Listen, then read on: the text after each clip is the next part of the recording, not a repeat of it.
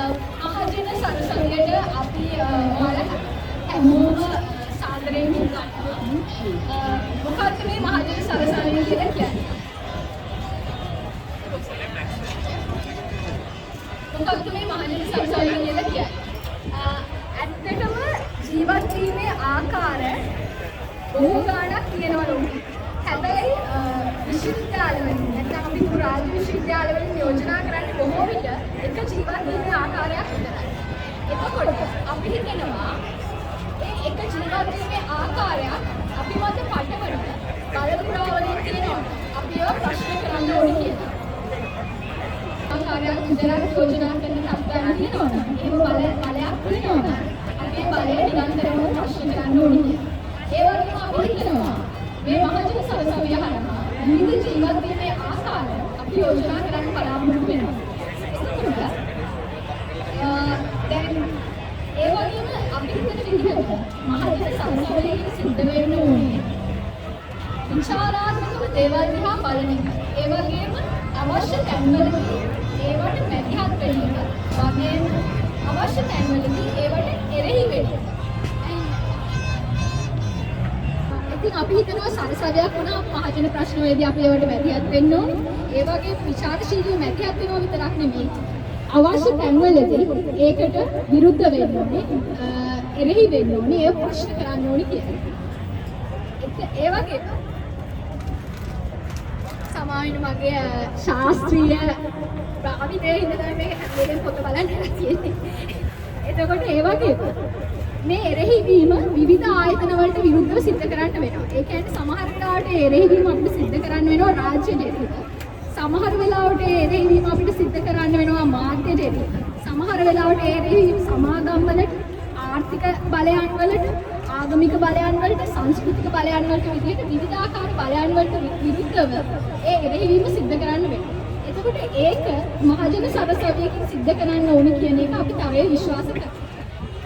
ඒ වගේම සරසවිය ඕනෑම ආකාර සරසවියක් තමන්ගේ ඉතිහාසය ගැන තමන්ගේ ඉතිහාසය නැවත නැවත සිතා බලන්න ඕන සහ තමා පිළිබඳ ස්වයං විවේචනයක් තියෙන්න ඕනේ කියන එකත් අපි විශ්වාස කරනවා.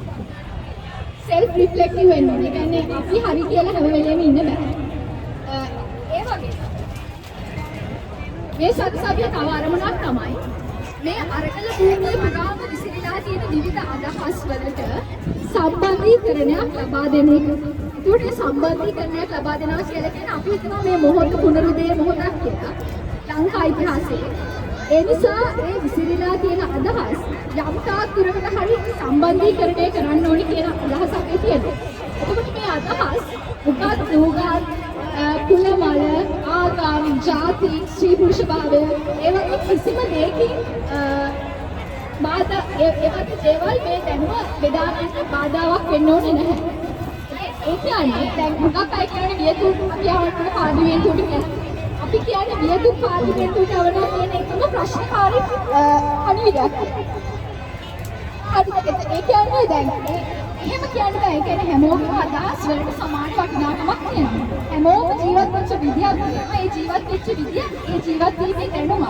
අපි හිතනවා ඒ ජීවත් වීමේ දැනුම හැමෝම අතර බෙදා ගැනීම තමයි ප්‍රජාතන්ත්‍රවාදය කියලා කියන්නේ කියලා.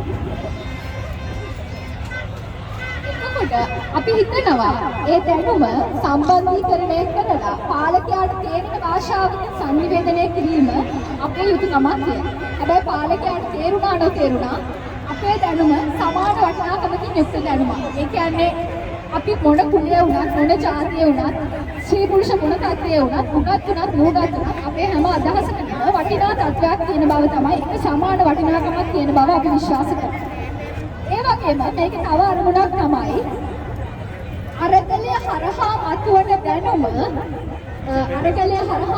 දැනුම වාර්තාගත කිරීම. දැන් හැමෝම අපිට කියනවානේ මේ අරගලය හරියට වෙන්නේ නැහැ. අර ඒ කරේ මෙහෙමයි, මේ කරේ මෙහෙමයි. අපි හිතනවා අපි තමයි හොඳටම කරන්නේ කියලා. ඒ නිසා අපි ඒ අරගලයේ දැනුම එකතු කරනවා සහ ඒ දැනුම අපි හිතනවා අපි එකිනෙකා අතර බෙදා ගන්න ඕනේ, වාර්තාගත කරලා තියාගන්න ඕනේ. මොකද අනාගත පරම්පරාවට ඒ දැනුම මේ සංකීර්ණීය ලංකා ඉතිහාසයේ වැදගත් දෙයක් විදිහට එයාලට රිෆර් කරන්න නැත්නම් එයාලට ඇවිල්ලා ඒක ගැන කියවන්න අවස්ථාවක් තියෙනවා. ඒ වගේම මේ සරසවිය සංකේතාත්මකව ආරම්භ කරන්නේ අද වුණාට මම හිතනවා මේ මුළු අරගල භූමියම සරසවි භූමියක් වගේ තමයි කියලා. එතකොට මේ සංකේතාත්මකව ආරම්භ කරන්නේ අපි කතිකෙක් කීප දෙනෙකුට ආරාධනා කළා. එයාලට අපි සාම්ප්‍රදායික පට්ටම් නැතුව කතා කරමු කියලා අපි හිතුවා. එතකොට ජයදේව උයන්ගොඩ, ජනක ජයවර්ධන, ප්‍රභා මල්රත්න, තුෂාන් බෙනිස්ලස් කියන කතිකයන් තමයි අද සංවාදයේ දෙන්නේ. මේ අරගල භූමියේ ඉන්නේ උගතුන් එහෙම කට්ටියක් නෙමෙයි. මේ අරගල භූමියේ ඉන්න අපි හැමෝම සමානයි. අපි ඔක්කොම සටන් කරුව සහ සංවාද කරුව කියලා අපි විශ්වාස කරනවා. උයන්ගොඩ මහත්මයාට මම කතා කරනවා. ඇවිල්ලා කතා කරනවා.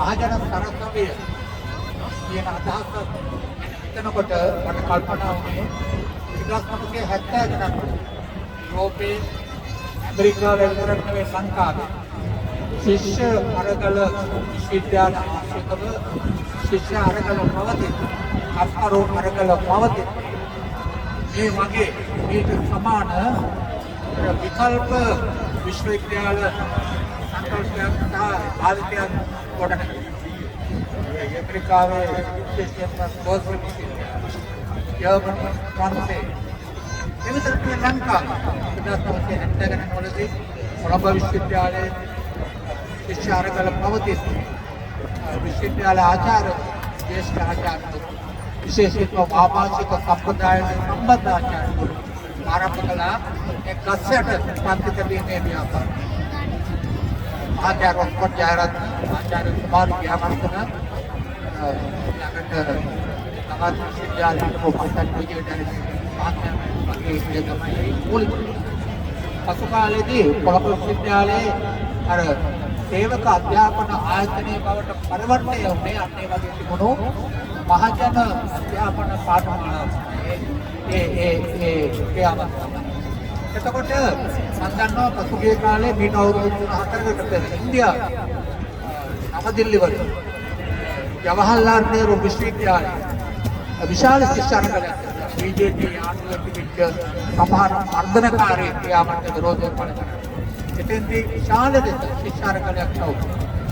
එම ශිෂ්‍ය අරගලයේ තුනක ලක්ෂණයක් තමයි අවද ප්‍රජාවත් සම්බන්ධ වෙලා දේශපාලන විරෝධතාවය ව්‍යාපාරයක් වෙනවා. එතකොට ජවහර්ලාල් නෙහ්රු විශ්වවිද්‍යාලයේ ඇතුළත මේ වගේ විවෘත පන්ති තැබීමේ දේශීය ප්‍රයත්නයේ විශාල ප්‍රයත්නයක්.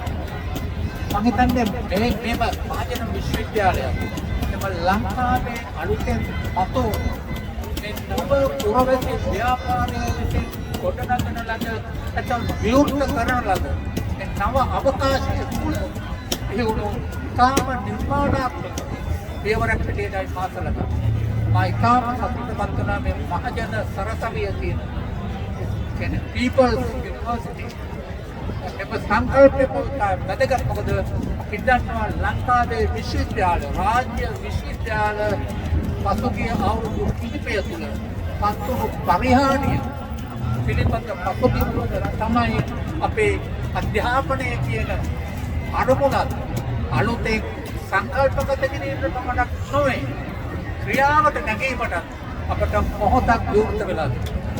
ඒ නිසා තමයි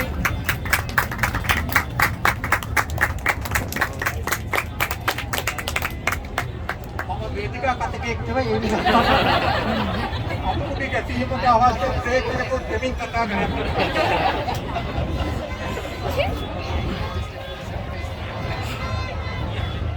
මා හිතන්නේ මාර්තු 31 වෙනිදා සන්ධ්‍යා භාගයෙන් ආරම්භ මෙම නව පුරවැසි දේශපාලන ක්‍රියාකාරීත්වය ලංකාවේ දේශපාලනයේ ඉතාම තීරණාත්මක පරිවර්තනයක් සාධනීය පරිවර්තනයක් ඇති කිරීමට විභවතාවයේ තිබෙන මොහොතකයි අපි.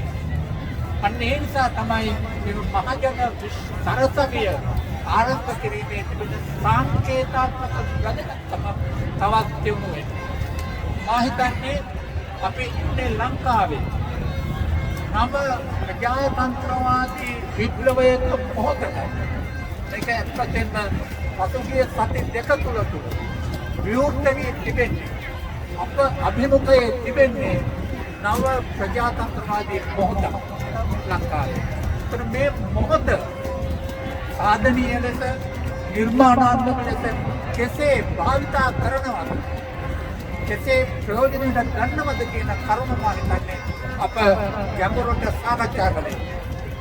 අන්න එවැනි සාකච්ඡා කිරීමේ මේ කේන්ද්‍රයක් ලෙස මා හිතන්නේ මෙම මහජන සරසවිය පත්කල යුතුයි පත්කල හැකි. ඒ මා හිතන්නේ දැන් අපි දන්නවා මේ පුරවැසි ක්‍රියාකාරීත්වය ලංකාවේ දේශපාලන ඉතිහාසයේ සම්පූර්ණ අලුත් පුරවැසි දේශපාලන භාවිතය. දැන් මෙතන ඉන්න අයගේ මම හිතන්නේ වැඩිම වයසක උත්තරයක් මමයි මගේ මතකයේ කිසිම අවස්ථාවක නැහැ මේ වගේ පුරවැසියා ඍජුවම කාම බලගත් රාජ්‍ය තන්ත්‍රයක් අභියෝගයට ලක් කරමින් දේශපාලන ක්‍රියාවලියක් ප්‍රජාතන්ත්‍රවාදයක් තමන්ගේ අතට ගත්තු අවස්ථාවක් මාදානේ. මේ වගේ තමන්ගේ ඍජුවම තමන්ගේ අතට ගැනීම. අත් වශයෙන්ම මාර්තු 31 වෙනිදා රාත්‍රියේ සිට ලංකාවේ පුරවැසියන්ගේ විශාල පිරිසක් විශේෂයෙන්ම තරුණ පිරිසක් සිදු කරන්නේ මොකද්ද? ප්‍රජාතන්ත්‍රවාදී ක්‍රියාවලිය ඍජුවම තමන්ගේ අතට අරගෙන. දැන් පසුගිය කාලය තුල ලංකාවේ පුරවැසියන්ගේ දේශපාලන ගති ලක්ෂණ පිළිබඳව ඔය අපිත් එක්ක වැඩ කරන දේශපාලන ක්‍රියාකාරීන් බොහොම කලකිරීම ප්‍රකාශ කරලා තිබුණා. මම මේක සති 3කට පෙර මම මගේ පත්‍රයේ රණිත්දා පත්‍රයේ තියෙන කොළඹ මේ ගැන ලිව්වා. මට මතකයි කිහිප දෙනෙක් මාත් එක්ක කියලා තියෙනවා මේ සහෝදරයා ලංකාවේ ඉන්නේ පුරවැසියෝ නොවේ උදේ ඡන්දදායකයෝ පමණයි කියලා. උදේ ඡන්දදායකයෝ පමණයි කියලා. ඒකේ අර්ථය මොකද්ද? අපි අවුරුදු 5කට වරක් හැබැයි ලංකාවේ අවුරුදු 5කට වරක් නෙමෙයි ඒක වෙනස් වෙනවා. අවුරුදු 5කට වරක් ගිහිල්ලා ඡන්දය දීලා දේශපාලනඥයෝ දේශපාලන පක්ෂ දෙන බොරු පොරොන්දු වලට රැවටිලා ඡන්දය දීලා ගෙදර ඇවිල්ලා දේශපාලන නිද්‍රාවකට වැටෙනවා. ඊට පස්සේ අපි දේශපාලන වශයෙන් අවදි වෙන්නේ ඊළඟ ඡන්දදී.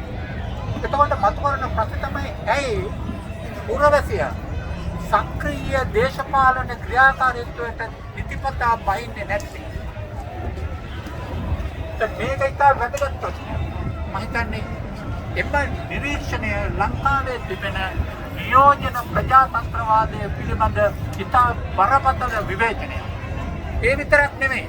එය ලිබරල් ප්‍රජාතන්ත්‍රවාදය පිළිබඳව තිබෙන බරපතල විවේචනය.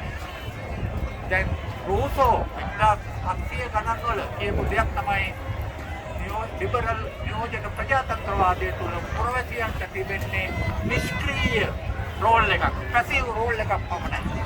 සතෝෂින් ලංකාවේ තිබුණේ වගේ මේ දක්වා මාර්තු 31 දක්වා ලංකාවේ පුරවැසියන්ගේ තමන්ගේ පුරවැසි භාවයේ මූලික අයිතියක් වන එදිනෙදා දේශපාලන ක්‍රියාකාරීත්වයට සක්‍රීය ලෙස සහභාගී වී දූෂිත ප්‍රජා පීඩක මර්ධනකාරී පාලන තන්ත්‍රයක් පාරට ඇවිල්ලා වීදියට බැහැලා පොදුවේ සාමූහිකව ප්‍රශ්න කළේ නැහැ. දැන් මේ තත්ත්වය වෙනස් වෙලා. අද පුරවැසියන් ප්‍රජාතන්ත්‍රවාදී ක්‍රියාවලිය තමන්ගේ නියෝජිතයන්ගේ අතින් තමන්ට ඍජුව ලබාගෙන තිබෙනවා. අර 225ම ගෙදර යන්න ඕනේ කියන සටන් පාඩේ මා දකින ඉතාම වැදගත්ම දේශපාලන සංකේතාර්ථය සංඥාර්ථය මේක තමයි. සමහර දෙනාට ඒක සමහර දෙනා කරන බව පෙනෙන්නේ ඒක වාච්‍යාර්ථයෙන් තේරුම් ගැනීම ලිටරල් ඉන්ටර්ප්‍රිටේෂන් එකක් කිරීම.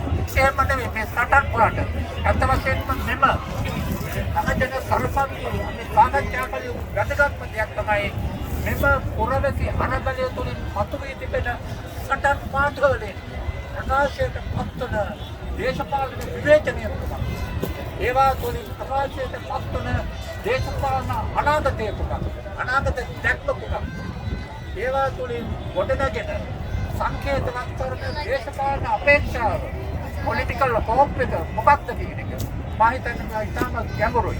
අපට මෙම නව දේශපාලන සංස්ථානයේ නියම අර්ථය වටහා ගන්නේ නැතිව එම අර්ථය වඩා ගැඹුරු කරන්නේ නැතිව මේ අරගලය නිසිලෙස අවබෝධ කරගන්නට අමාරුයි.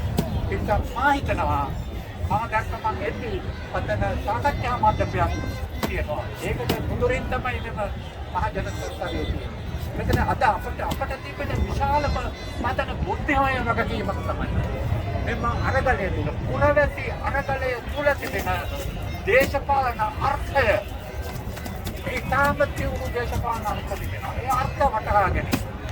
ඒ අර්ථ වටහා ගැනීම තුළින් මෙම අරගලයේ ඉතිරි ගමන් මඟ වඩාත් ගැඹුරට අරවත් සංකල්පගත කිරීම. දැන් මොකද කතා කරනවා මේ අරගලයට නායකත්වයෙන් දෙන්න ඕනේ. මේක එකක් නෙවෙයි ඕනේ වෙන්නේ. පළමුවෙන්ම නම් හිතන්නේ අපේ බුද්ධිමය වගකීම තමයි මේ හිතෙන දේශපාලන වැදගත්කම තේරුම් ගැනීම තේරුම් කිරීම. ඒවා අපේ ඉදිරි කාලේ දේශපාලන ගමන් මගේ මතන ආලෝකයේ සපයන කුණු බවට පත් කිරීම. ඒ නිසා තමයි මා හිතන්නේ මෙම මහජන සරසවියට විශාල වැදගත් කාර්යභාරයක් තියෙනවා. මෙතනට එකතු වෙලා ඉන්න හැමදෙනාම විශ්වවිද්‍යාල අධ්‍යාපනය ලබන නැත්නම් විශ්වවිද්‍යාල අධ්‍යාපනය ලැබූ බුද්ධිමය වශයෙන් සාමාන්‍ය පුරවැසියන්ට වඩා ඉදිරියට ගියයි. නමුත් අපට සිද්ධ වෙනවා අර බුද්ධිමත් සාමාන්‍ය පුරවැසියන් අතර තිබුණු එම පරතරය ජය ගැනීම. අපි දැන් අර ඉස්සර 960 වල මාවෝගේ ප්‍රසිද්ධ සටන් පාඩයක් තිබුණා මේ අපේ මාමෝවාදී මේ කාලේ. මොකද මේ සහෝදර ජනතාවගෙන් ඉගෙන ගන්න කියලා. ජනතාවගෙන් ඉගෙන ගන්න. දැන් මම පාවිච්චි කරන්නේ ජනතාවගෙන් කියන වචන නෙමෙයි. පුරවැසියන්. මම හැම වෙලේම භාවිත කරන පුරවැසියාගේ සංකල්පය. ලංකාවේ ඉතාම වැදගත් පළමුවන වරට ජනතාව පුරවැසියන් වෙලා තියෙනවා. පුරවැසියන් කියන්නේ කවුද? පුරවැසියන් කියන්නේ තමන්ගේ සමාජිකයන් වන දේශපාලන ප්‍රජාවේ පොදු යහපත වෙනුවෙන් අනියම නොවේ සාමූහික ක්‍රියාකාරීත්වය තුළින් අරගල කරන ජනතාව. පුරවැසියන් කියන්නේ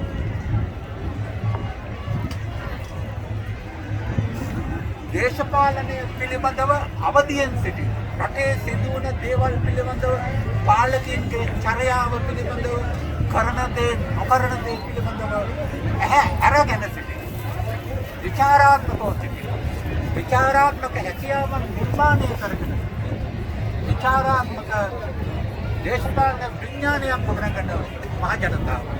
එතකොට ඇත්ත වශයෙන්ම අපේ රටේ අද මෙම අරගලය තුළින් මතුවන සටන් පාඨවලින් මාදුටු ඉතාම වැදගත්ම පණිවුඩයක් තමයි පසුගිය අවුරුදු කිහිපය තුළ ලංකාවේ විශේෂයෙන්ම සිංහල සමාජය තුළ දේශපාලන ආධිපත්‍යය දැරීම සඳහා මේ පාලක පවුල විසින් පවත්වාගෙන යනු ලැබූ මතවාදී ආධිපත්‍යය මතවාදී ග්‍රහණය දෙදරලයි. තවදුරටත් සිංහල වර්ගවාදය පුරවැසියන් වාර්ගික හෝ ආගමික වශයෙන් බෙදීමේ දේශපාලනය ඉතා සාර්ථක ලෙස අභියෝග කිරීමේ මොහොතක් තමයි දැන් යොමු වෙලා තියෙන්නේ. කිසිම සටන් පාඩයක් මෙතන මම දැක්කේ නැහැ. අර රාජපක්ෂ මතවාදී ආධිපත්‍යයට සහයෝගය දක්වන එකක්වත් මම දැක්කේ නැහැ. හැම එකකටම මොකද ඒක ඉතාම විචාරාත්මක ලෙස පෙර නොවුණු ලෙස ප්‍රශ්න කරන සටන් පාඩ. ඒකෙන් පෙනෙනවා ලංකාවේ පුරවැසියන් පසුගිය අවුරුදු කිහිපය තුළ ඇත්ත වශයෙන්ම තමන් ලැබූ දේශපාලන අත්දැකීම් මත තමන්ගේ දේශපාලන විඥානය තියුණු කරගෙන තියෙනවා. අද අපි ඉන්නේ විශේෂිත මේ තරුණ පෙළ. දැක්කහම මට පෙනෙනවා අද මමත් මගේ තරුණ කාලේදී ඔබලට වඩා වෙනස් දේශපාලනයක් කරනවා. නමුත් අපිත් හිතුවා එම කාලේදී ඒ මා නියෝජනය කළ තරුණ පෙළ යම්කිසි අලුත් දෙයක් කියුවා කියලා. හැබැයි අපි එදා ප්‍රජාතන්ත්‍රවාදය පිළිබඳ ප්‍රශ්නය මතු කළේ ප්‍රජාතන්ත්‍රවාදයේ නැතිවීම පිළිබඳ ප්‍රශ්නය මතු කළේ ප්‍රජාතන්ත්‍රවාදී නොවන මාර්ගයකින්. 971, 987, 88, 89 උතුර නැගෙනහිර පසුගිය කාලය තුළ ඉතාම දේශපාලන වශයෙන් සක්‍රීය ජනකොටසුනේ තරුණ කෙනෙක්. සිංහල වේවා, දෙමළ වේවා, මුස්ලිම් වේවා. නොතේ හැම කෙනෙක්ම අත්ත වශයෙන්ම මතකලේ ලංකාවේ ප්‍රජාතන්ත්‍රවාදයේ තිබෙන අඩුපාඩු. ඉතාම සියුණු අඩුපාඩුකම්. මේ හැම අවස්ථාවකම ප්‍රජාතන්ත්‍රවාදයේ පිළිබඳ ප්‍රශ්නය මතකලේ ප්‍රජාතන්ත්‍රවාදී නොවන මාර්ගය. මෙම අරගලේ මෙම පුරවැසි අරගලේ තරුණ පුරවැසියන් කේන්ද්‍රීය ප්‍රජාභවන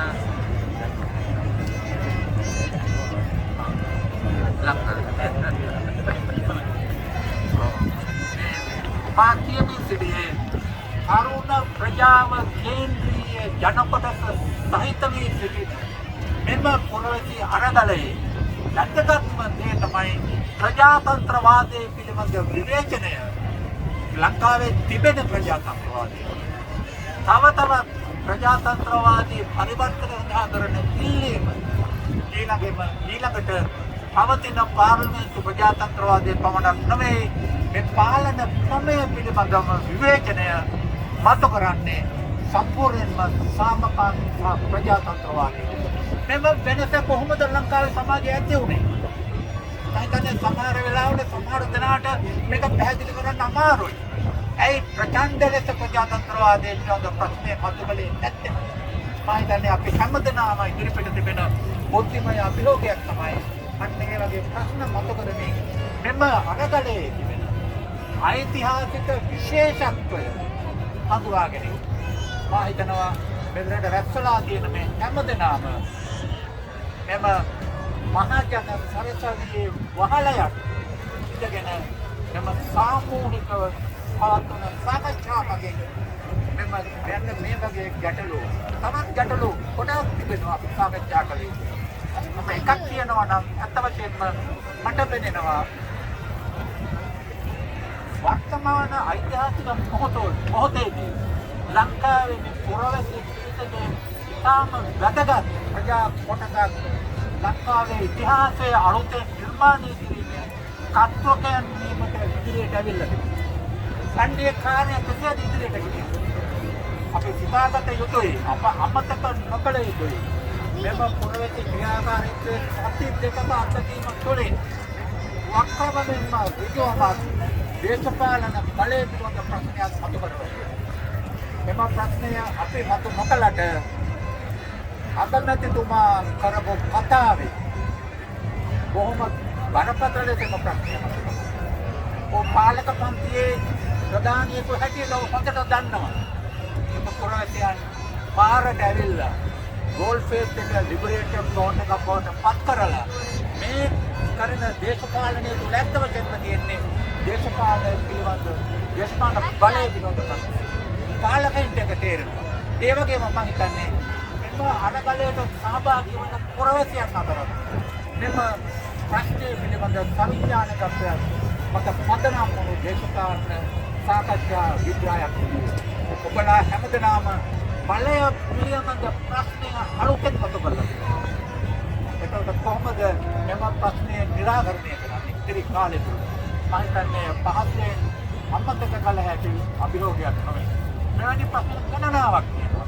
ඒ නිසා මා වැඩි කාලයක් ගන්න කතා කරන සහෝදර පිටසක් කතා කිරීමට සූදානම් සහෝදර පිටසක් ඉන්න නිසා ඔබ සෑමදෙනාටම මගේ ප්‍රණාමය පුද කරනවා.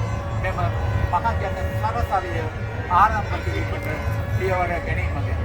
මෙම පවත්වන සාකච්ඡා සංවාද විවාද සම්මන්ත්‍රණ වලට සහභාගී වීමට ඉදිරි කාලයේ හැකි සෑම අවස්ථාවක මා සහභාගී වෙන බවත් මා කියන්නට කැමතියි. හේතුව තමයි මා කැමති ඔබලාගෙන් ඉගෙන ගැනීම. මා මෙතන දෙනවා නම් එන්නේ ඔබලාට උගන්වන්න නෙමෙයි, ඔබලාගෙන් ඉගෙන ගැනීම. පුරවැසියන්ගෙන් ඉගෙන ගැනීම. මා හිතන්නේ දේශපාලන න්‍යාය ගැන උනන්දුව දක්වන අපි හැමෝටම ඉතා වැදගත්.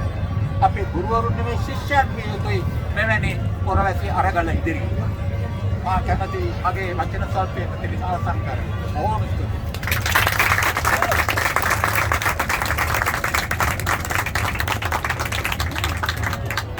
මේක පුරවැසියන්ගේ මොහොතක් බව අපිට ආයෙත් ඒක කරලා දුන්නා. අපි කොච්චර පුරවැසියන්ගෙන් ඉගෙන ගන්න ඕනද කියන එක. හරි. ඊළඟට අපි ආරාධනා කරනවා ප්‍රභා මනුරත්න මහත්මියට ඇගේ වචන කතා කරන්න.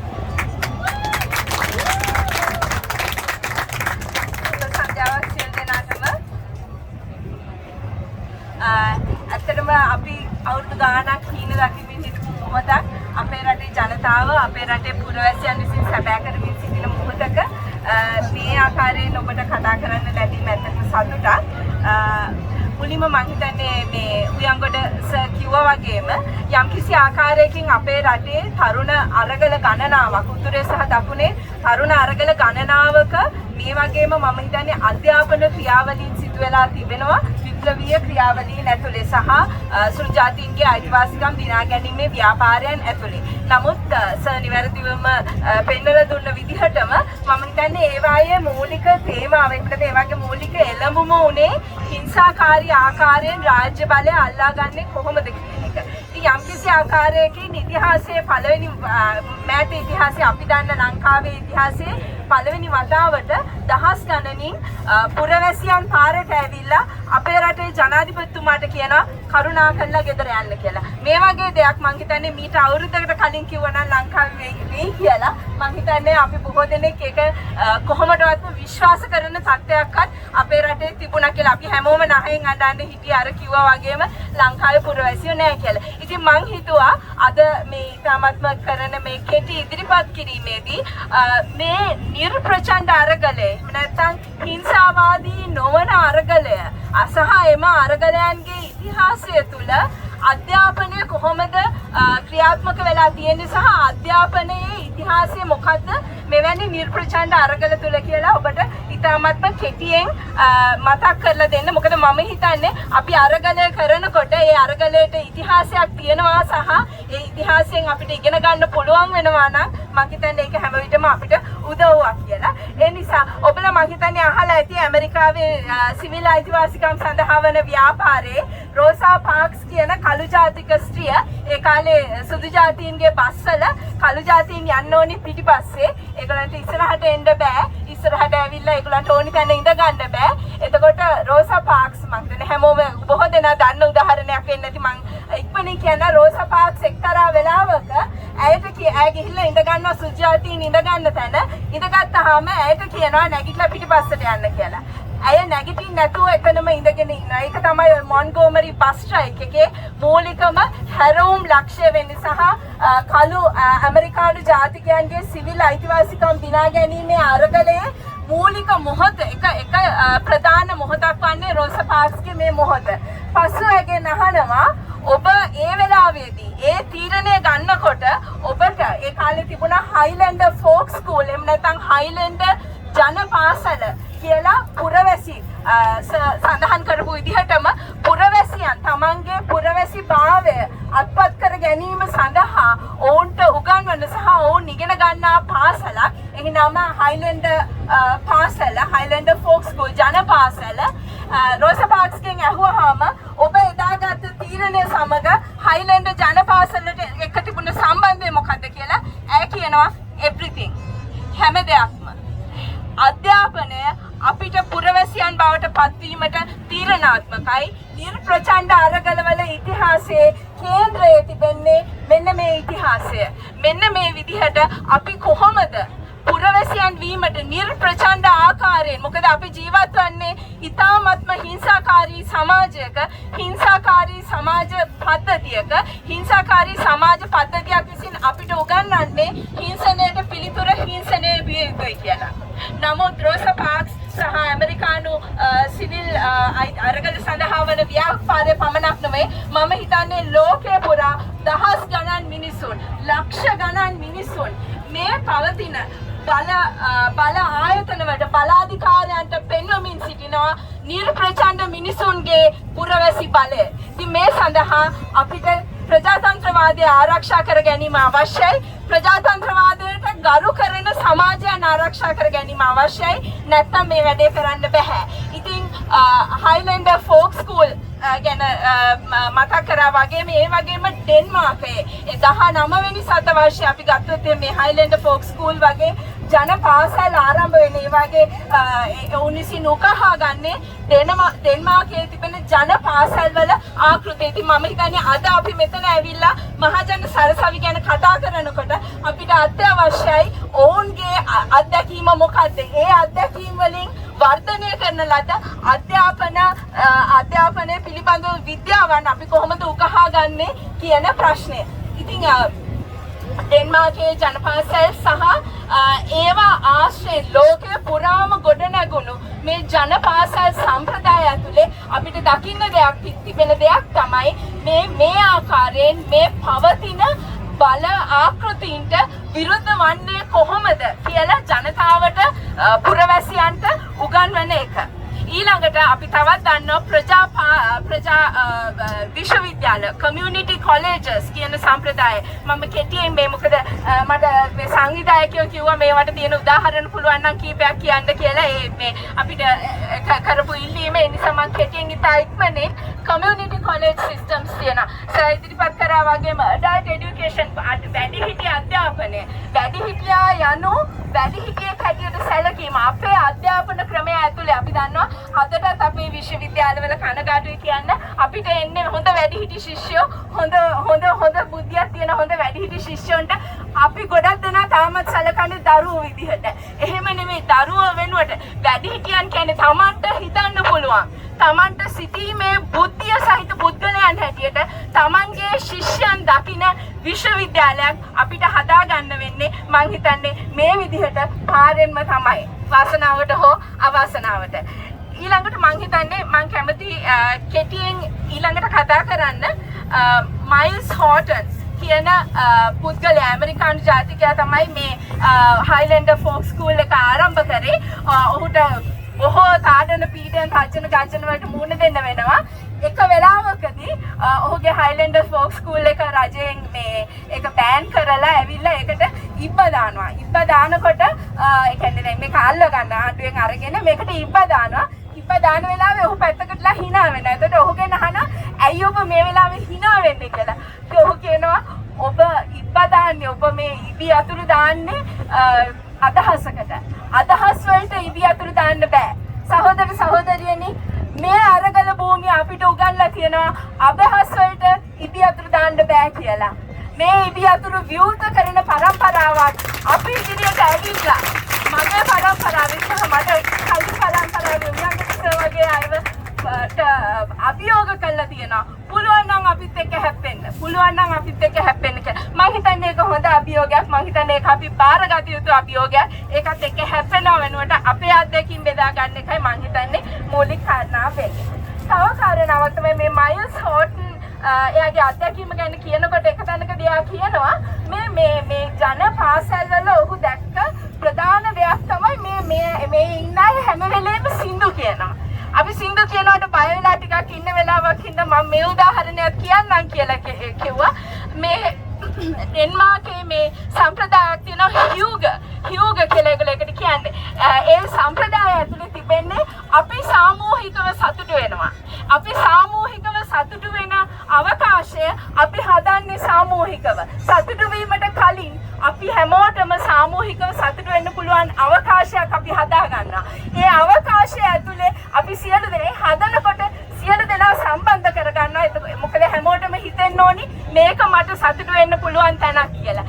ඊට පස්සේ ඔවුන් ගීත ගායනා කරනවා විවිධ ආකාරයන්ගෙන් තමන්ගේ තමන් ගොඩනගා ගන්නා භූමිය සතුටේ ස්ථානයක් බවට පත් කර ගන්නවා. මම හිතන්නේ ඔබ අහලා ඇති ඒක ටිකක් වැරදියට කෝට් කරලා වුණත් එමා ගෝල්මන් කිව්වා කියලා මේ තියෙනවා මේ යෙදුමක් තියෙනවා ඩාන්ස් කරන්න බැරි රෙවොලූෂන් එකකට මට එන්න බෑ කියලා. ඒක ඊට වඩා ටිකක් වෙනස් විදිහට අයයි කියලා තියෙන්නේ. නමුත් මේක දිගින් දිගටම කියවෙනවා. නටන්න බැරි විප්ලවයකට මට එන්න බෑ කියලා එමා ගෝල්මන් මම නෙවෙයි කියන්නේ අපි නෙවෙයි කියන්නේ එමා ගෝල්මන් කියනවා. අපි කරන අරගලය අපිට සතුටක් විය යුතුයි. අපිට වේදනාවක් නොවිය යුතුයි. අපි අරගල කරන්නේ අපිව මේ පද්ධතිය විසින් වේදනාවට පත් කරලා තියෙන නිසා. ඒ වේදනාව අපි නැවත නැවත ප්‍රතිනිර්මාණය කරගත යුතු නැහැ. හැබැයි අපි ඒ තුල සාමූහික විය යුතුයි. එකිනෙකා ගැන ගරුත්වයක් තිබිය යුතුයි. අපේ සතුට තව කෙනෙක්ව තලාපෙලා දාන තව කෙනෙක්ගේ සිත රිද්දන්නේ නැති අපි සාමූහිකව ගොඩනගාගත් අවකාශයක සතුට වීමක් විය යුතුයි. මම හිතන්නේ ඒක තමයි අපිට මේ ඩෙන්මාර්කයේ ෆෝක් ස්කූල් වලින් අපිට ගන්න පුළුවන් තවත් අත්දැකීමක්. ඊළඟට අත්දැකීම් මම විශ්වවිද්‍යාලයේ වැඩ කරන්නේ අපි පුරුදු වෙලා ඉන්නේ අපි ළඟ දැනුම තියෙනවා අපි අනික් අයට උගන්වනවා. අද මේ අරගල භූමිය විසින් අපිට පෙන්වලා තිබෙනවා මේ සිටින සෑම පුද්ගලයෙක්ටම කුමක් හෝ දැනුමක් තියෙනවා. නැත්නම් ඒ අය මෙතනට එන්නේ නැහැ. ඉතාමත්ම මම දැක්කා මේ සමාජ මාධ්‍යවල තියෙනවා මේක දැන් කානිවල් කරණය වෙලා මෙතන මේ හරි ආපු වැඩේ කෙරෙන්නේ නැද්ද දන්නේ නැහැ කියලා. මම හිතන්නේ විනෝද වීම සඳහා මෙතනට එන කෙනෙක් සතුව වුණත් මේ ප්‍රජාව පිළිබඳව යම් කිසි දැනීමක් තියෙනවා. මෙන්න මේ දැනුම විශ්වවිද්‍යාලයේ තියෙන දැනුමින් වෙනස් වෙන්නේ කොහොමද කියලා ප්‍රජා සරසවි මහජන සරසවි ගැන කතා කරන අය කල්පනා කළ යුතුයි. මේ වෙනස මොකද්ද?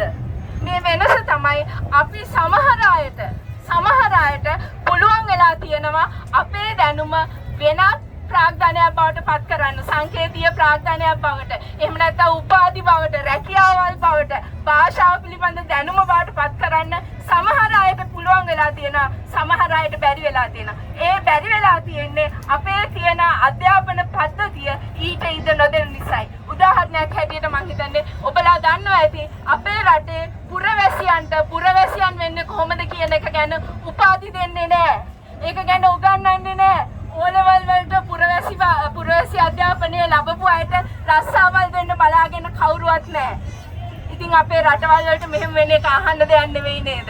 ඉතින් ඒ නිසා මම හිතන්නේ සෑම දෙනාම සතු දැනුමක් විදිහට බාර ගන්නා ප්‍රජාතන්ත්‍රවාදී දැනුම ආකෘතීන් සහ දැනුම බෙදා හදා ගැනීමේ ආකෘතීන් අපේ අධ්‍යාපන පද්ධතිය තුළට අපිට අරන් එන්න මම හිතන්නේ මේ මහජන සරසවිය යම්කිසි ආකාරයක හොඳ අවස්ථාවක්. මොකද මෙතන ගත්තාම මේ මහා ഘോഷාව මැද්දේ උපාධි දෙක තුනක් තියෙන මගේ හඬ මේ ජනතාවගේ හඬට යටයි. මම හිතන්නේ ඒක අපිට අවශ්‍යයි. අපේ උගතුන්ට මතක් කරන්න අවශ්‍යයි ඒක. අපි නිහතමානී විය යුතුයි. අපි මේ සමාජයේ තව බොහෝ පුරවැසියන් අතර තවත් පුරවැසියන් කණ්ඩායමක් පමණයි. මේක ඇතුලේ අපි ගොඩනගාගෙන තියෙන අධ්‍යාපනික ප්‍රාග්ධනය අපි මේ සමාජය වෙනුවෙන් කරන දෙයට උදව්වක් මිසක් බාධාවක් හානියක් නොවිය යුතුයි. ඒක තමයි මගේ ඊළඟ යෝජනාව. මොන විදිහේ අධ්‍යාපන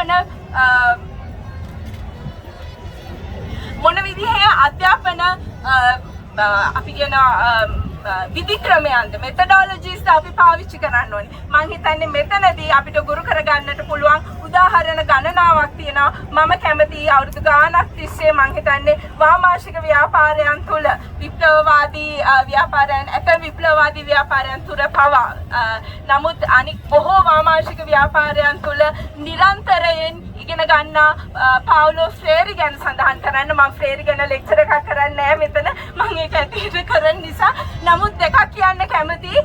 පාවුලෝ ෆ්‍රේරිගේ මේ ඩයලොජිකල් මෙතඩ් ගැන තියෙන ඒ පරිච්ඡේදය වගේම ආරාධනා කරන සහෝදර සහෝදරියන්ට මුළු පොතම විශේෂයෙන් අවසාන පරිච්ඡේදය කියවන්න. අපි කොහොමද අධ්‍යාපනය ලබා ගන්නා ප්‍රජාවක් නිර්මාණය කරගන්නේ.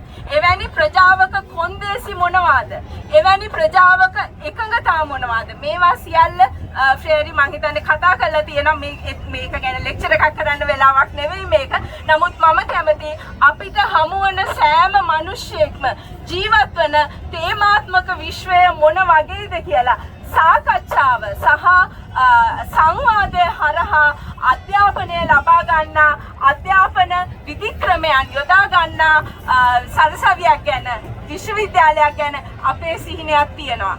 ඉතින් මම හිතන්නේ ඒක අපිට කල්පනා කරන්නට අවශ්‍ය වෙන තවත් කාරණාවක්.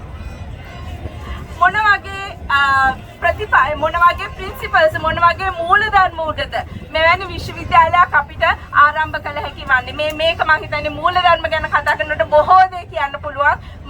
මට හිතට ආපු මේ මොහොතේ මේ ප්‍රහාෂයත් සමග සහ මගේ කියවීම සමග මට හිතට ආපු කීපයක් කියන්නම්. මම හිතන්නේ පළවෙනි දේ තමයි අපේ අධ්‍යාපනය අපේ එදිනෙදා යථාර්ථය හා සම්බන්ධ විය යුතුයි. අපි ජීවත් වන සමාජය හා සම්බන්ධ වුණු අධ්‍යාපනයක්. ඒ අධ්‍යාපනය අපි ලබන්නේ විද්‍යාව වෙන්න පුළුවන්, ජීව විද්‍යාව වෙන්න පුළුවන්, දර්ශනය වෙන්න පුළුවන්, ඉතිහාසය වෙන්න පුළුවන්, සාහිත්‍ය වෙන්න පුළුවන්, ව්‍යාපාර කල්පනාකරණය වෙන්න පුළුවන්. මම මේ කියන්නේ මේ වෙළඳ පොළට ඔලු හදන එකට එහාට ගිය අපේ එදිනෙදා යථාර්ථයට සම්බන්ධ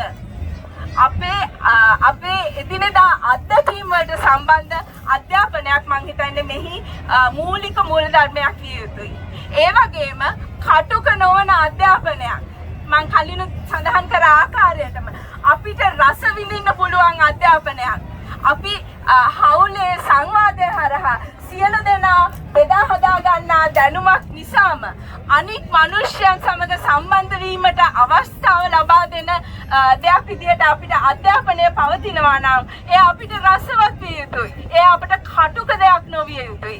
අපිට මම හිතන්නේ එන්ජොයි කරන්න පුළුවන් අධ්‍යාපන ක්‍රමයක්. සතුටින් අපිට අන් අය හා සංවාද කළ හැකි අධ්‍යාපන ක්‍රමයක්. තුන්වැන්න මම හිතුවේ teaching to transgress. මම හිතන්නේ බෙල් හුක්ස්ගේ පොතක්ම තියෙනවා ඒක ගැන. අපි කොහොමද අපිට දෙන ලද දැනුමෙන් ඔබට සිටිය හැකි මිනිසයන් පුරවැසියන් පිහි කරන්නේ? අපේ පද්ධතිය අපේ විශ්වවිද්‍යාල පද්ධතිය ගොඩ නැගිලා තියෙන්නේ දෙන ලද දැනුම හොඳින් ඉගෙනගෙන ඒ දැනුම හොඳින් විභාග වලට ලියලා ඒ දැනුම ජීවිතේ තියෙන තාක්කල් තියාගෙන ඉඳීමේ අධ්‍යාපන ක්‍රමයක්. හරි අපි පහු කරගෙන යන මිනිස්යන් බිහි කරන අධ්‍යාපන ක්‍රමයක් අපි හදන්නේ කොහොමද? මේක අපේ ඊළඟ අභියෝගය. උල්ලංඝනය කරන දෙන ලද දැනුම ඉක්මවා යන අධ්‍යාපනයක් හදන්නට මම ප්‍රාර්ථනා කරනවා මේ මහජන සරසවියට හැකි වේවි කියලා. අපගේ අධ්‍යාපනය සාකල්‍ය විය යුතුයි. අපගේ මනස, අපගේ ආත්මය, අපගේ ශරීරය තුනට කඩලා මේවා වෙන් කරලා කොඳු කැඩෙන කම්පුටුවල ඉඳගෙන ඉගෙන ගන්න මේ අධ්‍යාපනය වෙනුවට බැලන්ස් මිනිස්සෙක් හැටියට තමන්ගේ ශරීරය, තමන්ගේ මනස, තමන්ගේ ආධ්‍යාත්මය කලාව වෙන්න පුළුවන්, කලාව හරහා වෙන්න පුළුවන්, වෙන දේවල් හරහා වෙන්න පුළුවන්. මේවා අතර යම්කිසි සමතුලිතතාවයක් ඇති මිනිස්සෙක් හදන්න පුළුවන් අධ්‍යාපනය මොන වගේ වේද? මම යෝජනා කරනවා සංවිධායකයන්ට එවැනි අධ්‍යාපන ක්‍රමයක් ගැන සාකච්ඡාවක් අපි පටන් ගමු. හුදෙක්ම නිකන් වෙන අය කියන ඒවා පුටුවක ඉඳගෙන අහගෙන ඉඳලා කොයි හරි ගිහිල්ලා ඒවා ලියලා ඒ වගේ යම්කිසි ප්‍රාග්ධනයක් එකතු කරගන්න අධ්‍යාපනයක් වෙනුවට මේ අධ්‍යාපනයේ පදනම විය යුත්තේ සංවාදයයි. සංවාදය සහ යලිත් සංවාදය. සංවාදයෙන්තර ප්‍රජාතන්ත්‍රවාදයක් ගැන මම අහලා නැහැ, මට තේරෙන්නේ නැහැ. එහෙම එකක් තියෙනවා නම් කියන්න. අපි කොහොමද එකිනෙකාට ගරුත්වයක් සහිත එකිනෙකාව විශ්වාස කළ හැකි සංවාදයක් ගොඩනගා ගන්නේ අධ්‍යාපනය හරහා? අපි නිර්ප්‍රචණ්ඩ ආකාරයන්ගෙන් කෙසේද බලයට විරුද්ධ වෙන්නේ? මම හිතන්නේ අපේ අධ්‍යාපනයේ තවත් මූලික තේමාවක් විය යුතු දෙයක්. අපි කොහොමද අධිකාරත්වයට සහ බලයට නිර්ප්‍රචණ්ඩ ආකාරයට විරුද්ධ වෙන්නේ කොහොමද කියලා අපි අධ්‍යාපනයේ ඉගෙන ගන්න කොහොමද? ඔබ අහලා ඇති චීන් ෂාප් ගැන.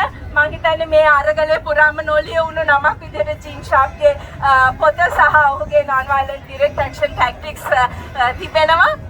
අපිට පුළුවන් අපේ අධ්‍යාපන ක්‍රමය ඇතුලේ අපේ දරුවන්ට උගන්වන්න කොහොමද අපි අභියෝග කරන්නේ අධිකාරත්වයට අපිට දෙන හිංසනය ප්‍රතිනිර්මාණය නොකර අපිට අපේ ක්‍රමයෙන් අපේ සමාජ ක්‍රමයෙන් එල්ල වෙන හිංසනය ප්‍රතිනිර්මාණය නොකරන පුද්ගලයෙක් බවට අපිපත් වෙන්නේ කොහොමද? මේ අපේ අධ්‍යාපනයේ මූලධර්මයක් විය යුතුයි මම අදහස් කරනවා.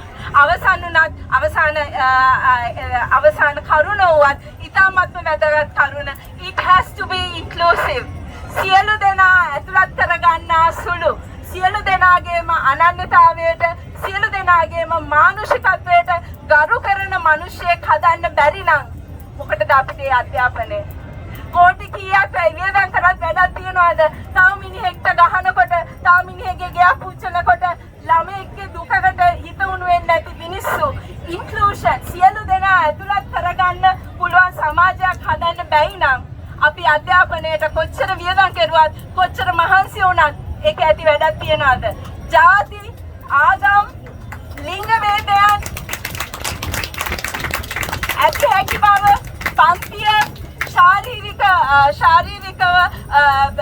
ඩිසබිලිටිස් කියලා අපි කියන්නේ ශාරීරිකව ඇතිවන විවිධ වෙනස්කම් ඊළඟට අපේ රටේ ඉතාමත්ම විශ්වවිද්‍යාල ආචාර්යවරයෙක් හැටියට මම දිනපතා කම්පාවට පත් කරන කාරණාවල් මේ අපේ ශිෂ්‍යයන් සහ අපේ තරුණයන් පෙළෙනවා යයි දැන් ආයෙක හිතන්න සිද්ධ වෙලා පෙළෙනවා යයි අපි සිතු විෂාදය මේ පත් වෙලා තියෙන මේ මානසික සහ කායික අභියෝගතා මේ සියලු වෙනස්කම් සහිතව වුණත් ඕනෑම කෙනෙකුට නියෝජනය විය හැකි ඕනෑම කෙනෙකුට සංවාදයට සහභාගී විය හැකි අධ්‍යාපන ක්‍රමයක් අපි සැදිය යුතුයි.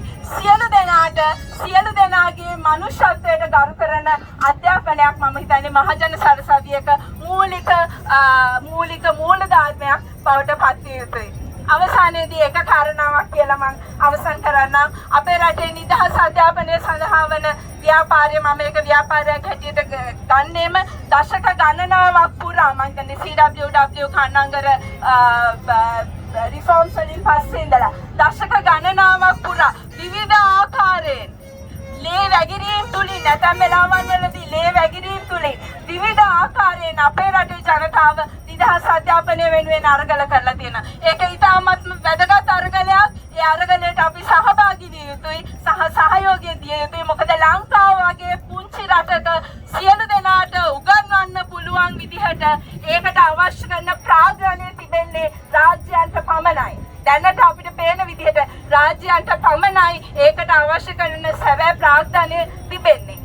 ඒ අතරෙම නිදහස් අධ්‍යාපන අරගලයට සහාය දක්වන අතරෙම මම ඔබට ආරාධනා කරනවා තව දෙයක් කල්පනා කරන්න. ඒ තමයි අපි මේ නිදහස් අධ්‍යාපන ක්‍රමය හරහා අපි නිර්මාණය කරන්නේ කුසලතා තන්ත්‍රයක් නම් මෙරිටෝක්‍රසි එකක් නම් ඒ කියන්නේ දක්ෂයාට පමණක් ඉහළට යා හැකි අධ්‍යාපන ක්‍රමයක් නම් මේ දහස් ගණනක් මිනිස්සු ඉස්සරහට ගිහිල්ලා අපි මොකද කියන්නේ? මේ සියලු දෙනා විශ්වවිද්‍යාල ශිෂ්‍යෝ නෙවෙයි. මේ සියලු දෙනා උපාධි තියන අය නෙවෙයි. නමුත් මේ සියලු දෙනා යම්කිසි දක්ෂතාවයක් තිබෙන, යම්කිසි හැකියාවක් තිබෙන, යම්කිසි එක දෙයක් හෝ අවම වශයෙන් එක දෙයක් හෝ ඉතා හොඳින් කළ හැකි මිනිසෙක්. සෑම මිනිසෙක්ම. ඒ නිසා මම හිතන්නේ අපි නිදහස් අධ්‍යාපනය ආරක්ෂා කරගන්න අතරේම එය විසින් ගොඩනගා ඇති උගතා පමණක්, විද්වතා පමණක් වැදගත් යයි හිතන මේ කුසලතා තන්ත්‍රයට අභියෝග කළ යුතුයි. අපි වෙනස් වෙමු. මේ අරගලයේ මම ආසම මේ ගොඩක් මේ ස්ලෝගන්ස් තිබුණා, මීම්ස් තිබුණා, ගොඩක් දේවල් තිබ්බා. මම එකක් කියන්නම් මං හිතන්නේ දැනට මං හම්බුච්ච මං ආසම එක තමයි ඔබලා මේ දිගටම කියනවා ඔබලා වැරදි පරම්පරාවක් එක්ක හැපුණේ කියලා. නමුත් මම මේකේ ආසම එක තමයි ඔබලා වැරදි පරම්පරාවක් එක්ක හැපුණේ මොකද අපි සූරපප්පා බලපු පරම්පරාව කියලා. ඒක අමතක කරන්න එපා. සූරපප්පාගෙන් ඉගෙනගෙන දේශපාලනය කරනවා කියන තරුණයන්ව අවතක්සේරු කරන්න එපා කියලා. මේ රටේ බිහිවිච්ච ඉතාමත්ම බලවත් ජනාධිපති කෙනෙක්ට අති විශාල බලයක් සහිතව බලයට පැමිණි ජනාධිපති කෙනෙක්ට අභියෝග කරලා තියෙනවා. අරගලයට ජය වේවා.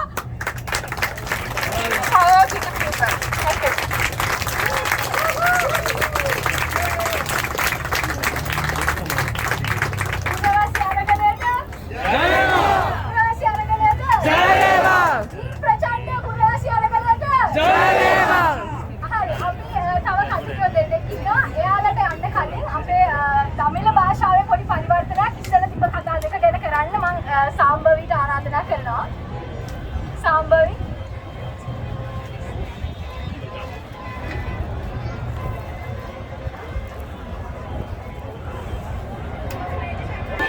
ப்ரொஃபஸர் யாங்கோட அவர்கள் சொன்னது மற்றது டாக்டர் பிரபா சொன்னது மிகவும் மிகவும் சுருங்கிய ஒரு சமரியை தான் சொல்ல போகிறேன். ஸோ ப்ரொஃபஸர் யாங்கோட என்ன சொன்ன வரேன்டா இப்போ வந்து நாங்கள் வந்திருக்கிற இலங்கையின் மக்களின் ஜனநாயகத்திற்கான ஒரு தருணம். மற்றது மக்கள் ஜனநாயக உடைய செயற்பாடுகளை தங்களுடைய உரிமைகளையும் கோரும் ஒரு படிநிலை, ஒரு படிமுறையான ஒரு தருணமாக இந்த மக்களின் போராட்டம் அமைந்துள்ளது என்று கூறியுள்ளார். மற்றது இந்த செயற்பாட்டை சமாதானமான முறையில் ஒரு ஜனநாயக புரட்சியாக கொண்டு செல்வதற்கு சமூகமானது எந்த நேரமும் தயாராக இருக்க வேண்டும். அதற்கான அரசியல் அறிவுடைய ஆக்கப்பூர்வமான பிரஜைகளை உருவாக்கும் செயற்பாடு ஒன்று இந்த சிறந்த பல்கலைக்கழகத்தின் நோக்கங்களில் ஒன்றாக அமைந்துள்ளது. மற்றது இலங்கையில் தற்பொழுது இப்ப நடைபெற்று கொண்டிருப்பது ஒரு புதிய ஜனநாயக புரட்சியாக ஆரம்பமாகியுள்ளது என்று கூறியுள்ளார். மற்றும் அரசியல் மற்றும் சமூகம் சார்ந்த மாற்றங்களுக்கும் அது தொடர்பான பரிணாம வளர்ச்சிகளை மக்கள் அடைவதற்கும் இந்த மாதிரியான ஒரு ஜனநாயக ரீதியான வன்முறையற்ற போராட்டம் ஒரு தளத்தை அமைத்துக் கொடுக்கிறது. மற்றும் இந்த சிறந்த பல்கலைக்கழகம் மக்களின் பல்கலைக்கழகத்தினூடாக மாற்று கல்வியினூடாக மக்களை இந்த சமூக புரட்சி தொடர்பாக மக்களை அறிவூட்டுவதும் இந்த மக்கள் பல்கலைக்கழகத்தின் நோக்கமாக உள்ளது. மற்றும் மேலும் அவர் கூறியது மக்கள் பல்கலைக்கழகமானது தற்காலத்தில் ஒரு கட்டாயமான ஒரு தேவையாக அமைந்துள்ளதாகவும் மற்றது இவற்றில் மக்களின் பங்கு பெற்றுதல் ஜனநாயக புரட்சியை ஊக்குவிக்கும் தளமாக அமைந்துள்ளது என கூறினார். இரண்டாவதாக பேசியவர்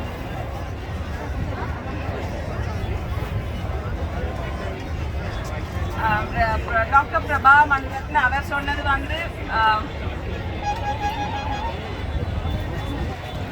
அவர் ஆரம்பத்தில் கூறியது வன்முறையற்ற ஒரு எதிர்ப்பின் வரலாறு. அது வரலாறுல மக்கள் பல்கலைக்கழகங்கள் உருவாவது இந்த வரலாறு பற்றி கூறியிருந்தார். அதில் அவர் முதலாவதாக சொன்னது மார்க்சிய புரட்சிக்கு எவ்வாறு கல்விசார் நிறுவனங்கள் அல்லது அமைப்புகள் தங்களுடைய சிந்தனைகளை கல்விசார் நிறுவனங்களினூடாக எவ்வாறு வெளிப்படுத்தினார். பட் அவர் 2-3 ஸ்காலர்ஸ்க்கு பேர் பண்ணியிருந்தவர். அதை விட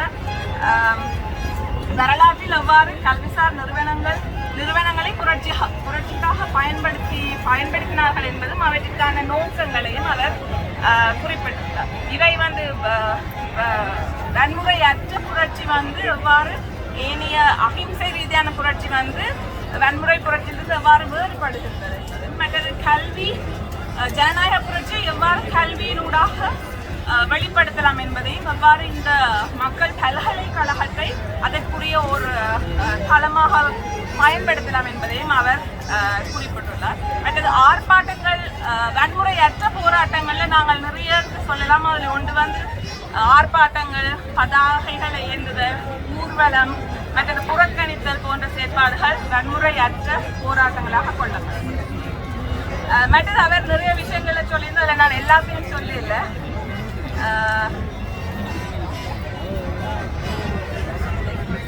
இந்த மக்கள் பல்கலைக்கழகத்தினூடாக நாங்கள் இதுவரை காலமும் அறிந்து கொண்ட கட்டமைப்பு சார்ந்த படிமுறைகள், கட்டமைப்பு சார்ந்த அறிவை எவ்வாறு சவால் செய்வது, மற்றது சில விஷயங்களை நாங்கள் அப்படியே ஆமோதிக்கிறது, அடிபணிதல் என்பதற்கு எதிராக நாங்கள் எவ்வாறு விமர்சிக்கணும், கேள்வி கேட்கணும் என்ற முறைகளை இந்த மக்கள் பல்கலைக்கழகம் இதுக்கு ஒரு தளமாக அமைந்துள்ளது என்று கூறினார். அதாவது கல்விசார் கொள்கைகளுக்கான சில முன்வைப்புகளை கூறினார். அதில் ஒன்று மக்களின் இந்த மக்கள் பல்கலைக்கழகமானது மக்களின் நாளானந்த அன்றாடத்தினூடாக நேரடியாக தொடர்பு கொண்டது. ஏன்னா இந்த போராட்டத்தில் ஈடுபடுறவர்கள் அவர்களுடைய மக்களின் போராட்டமானது எவ்வாறு மக்களுடைய நாளார்ந்த அன்றாடத்தை பிரதிபலிக்கின்றது என்று கூறினார். மற்றது இப்போ நாங்கள் பாட்டு பாடுறதோ இல்லது ஒரு கொண்டாட்டத்தின் மூலமாக அனைவரும் மகிழ்ச்சியாக இருக்கும் செயல்முறையினூடாக ஒரு கலந்துரையாடலை மேற்கொள்ளும் ஒரு தளத்தை எவ்வாறு ஏற்படுத்தி கொடுக்கலாம் என்பதை. மற்றது இன்னொரு விஷயம் கடைசியாக சொன்னது, பல்கலைக்கழகங்கள் திறமை படைத்தவர்களுக்கான ஒரு தளமாக இல்லாமல் நார்மலாக இருக்கிற ஒரு விஷயம் என்னன்னா பல்கலைக்கழகத்திற்கு அறிவு சார்ந்தவர்கள் மட்டும்தான் போகலாம். பட் அந்த அறிவை பிரதிநிதித்துவப்படுத்துவது பல்கலைக்கழகங்களை சார்ந்தவர்களாக இருக்க வேண்டும் என்றது இல்லாமல் சாதாரண மக்களில் இருந்து இந்த மாதிரியான சிந்தனைகளை கொண்டு வர வேண்டும். அவ்வாறு கொண்டு வருவதற்கு அவ்வாறு இந்த மக்கள் பல்கலைக்கழகம் ஒரு அமைவிடமாக அமைகிறது.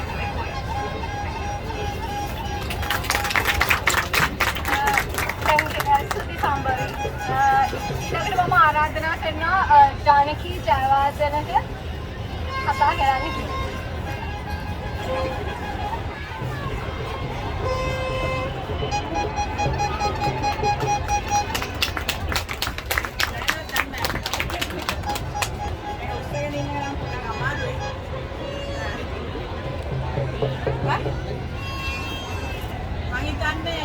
මනිස්සෙල්ලා කතා කරපු මහාචාර්ය උයන්ගොඩ සහ ප්‍රභා කියපු කාරණා කොහොම කැටි කරගෙන මම කතා කරන්න යන්නේ මේ භූමියේ සිදුවන දේ සහ මොකක්ද මහජන සරසවියක් කියන්නේ කියන එක ගැන පොඩි පැහැදිලි කිරීමක් කරන්න. මම හිතන්නේ මට කලින් කතා කරපු දෙන්නම කියපු වක් දේවල් ලොකු පහසුවක් වුණා මට මේක ගොනු කරන්න. මේ මහජන සරසවියක් කියන සංකල්පය ඇත්තටම ඒක එන්නේ 1917 ඔක්තෝබර් විප්ලවයෙන් පස්සේ USSR වල එහෙම නැත්නම් සෝවියට් දේශයේ මේ සරසවිය මහජන සරසවිය සෝවියට් දේශය තුළ ස්ථාපිත කරන්නේ ඊට කලින් තිබුණ පාලන තන්ත්‍රය බොහොම පසුගාමී ගඩාසම් පාලන තන්ත්‍රයක් තුළ අධ්‍යාපනයක් ලබන්න බැරි වෙච්ච ක්‍රීඩාවට පත් වෙච්ච ගැමි ගොවීන් සහ කල්කව්වන් ඉලක්ක කරලා. ඒ මූලිකව තිබුණ අදහස තමයි ස්වයං රැකියාවක් කරන්න ඒගොල්ලන්ව පුරුදු කරන්න අධ්‍යාපනයක් දෙන එක. එතකොට ඒකෙදී ඔවුන්ට තාක්ෂණය වැනි දේවල් උගන්වන එක සහ ඊළඟ සංස්කෘතික අධ්‍යාපනයක් ලබා දෙන එක. 1950 ගණන් වල වෙනකොට මේක තවදුරටත් ව්‍යාප්ත කරනවා වඩා දැනුමෙන් පරිපූර්ණ කොමියුනිස්ට්වාදයේ පිළිබඳ අවබෝධයක් තියෙන පුද්ගලයන් ඇති කරන්නේ. ඒ වගේම තමයි තව උදාහරණයක් තියෙනවා ඉන්දියාවේ භෝපාල් වල භෝපාල් කියනවා සරසවියක් මෙවැනි අර පරිවාරයේ සිටින පීඩිත එහෙම නැත්නම් මුදල් ගෙව අධ්‍යාපනය ලබන්න බැරි ජනතාව වෙනුවෙන්. ඒවල මහජන සරසවි වල තිබෙන මූලික අභිලාෂයක් තමයි මෙවැනි අර සාමාන්‍යයෙන් අපි ශාස්ත්‍රීය ප්‍රජාවක් බිහි කරන විශ්වවිද්‍යාලවලට වඩා වෙනස් පසුබිමක මේ විශ්වවිද්‍යාල පටන් ගන්න. ඒ වගේ පරිවාරයේ සිටින පීඩිත ජනතාවගේ භෞතික සහ ඒ වගේම ඒ අයගේ තිබෙන දැනුම කියන එක ශක්තිමත් කිරීම සඳහා.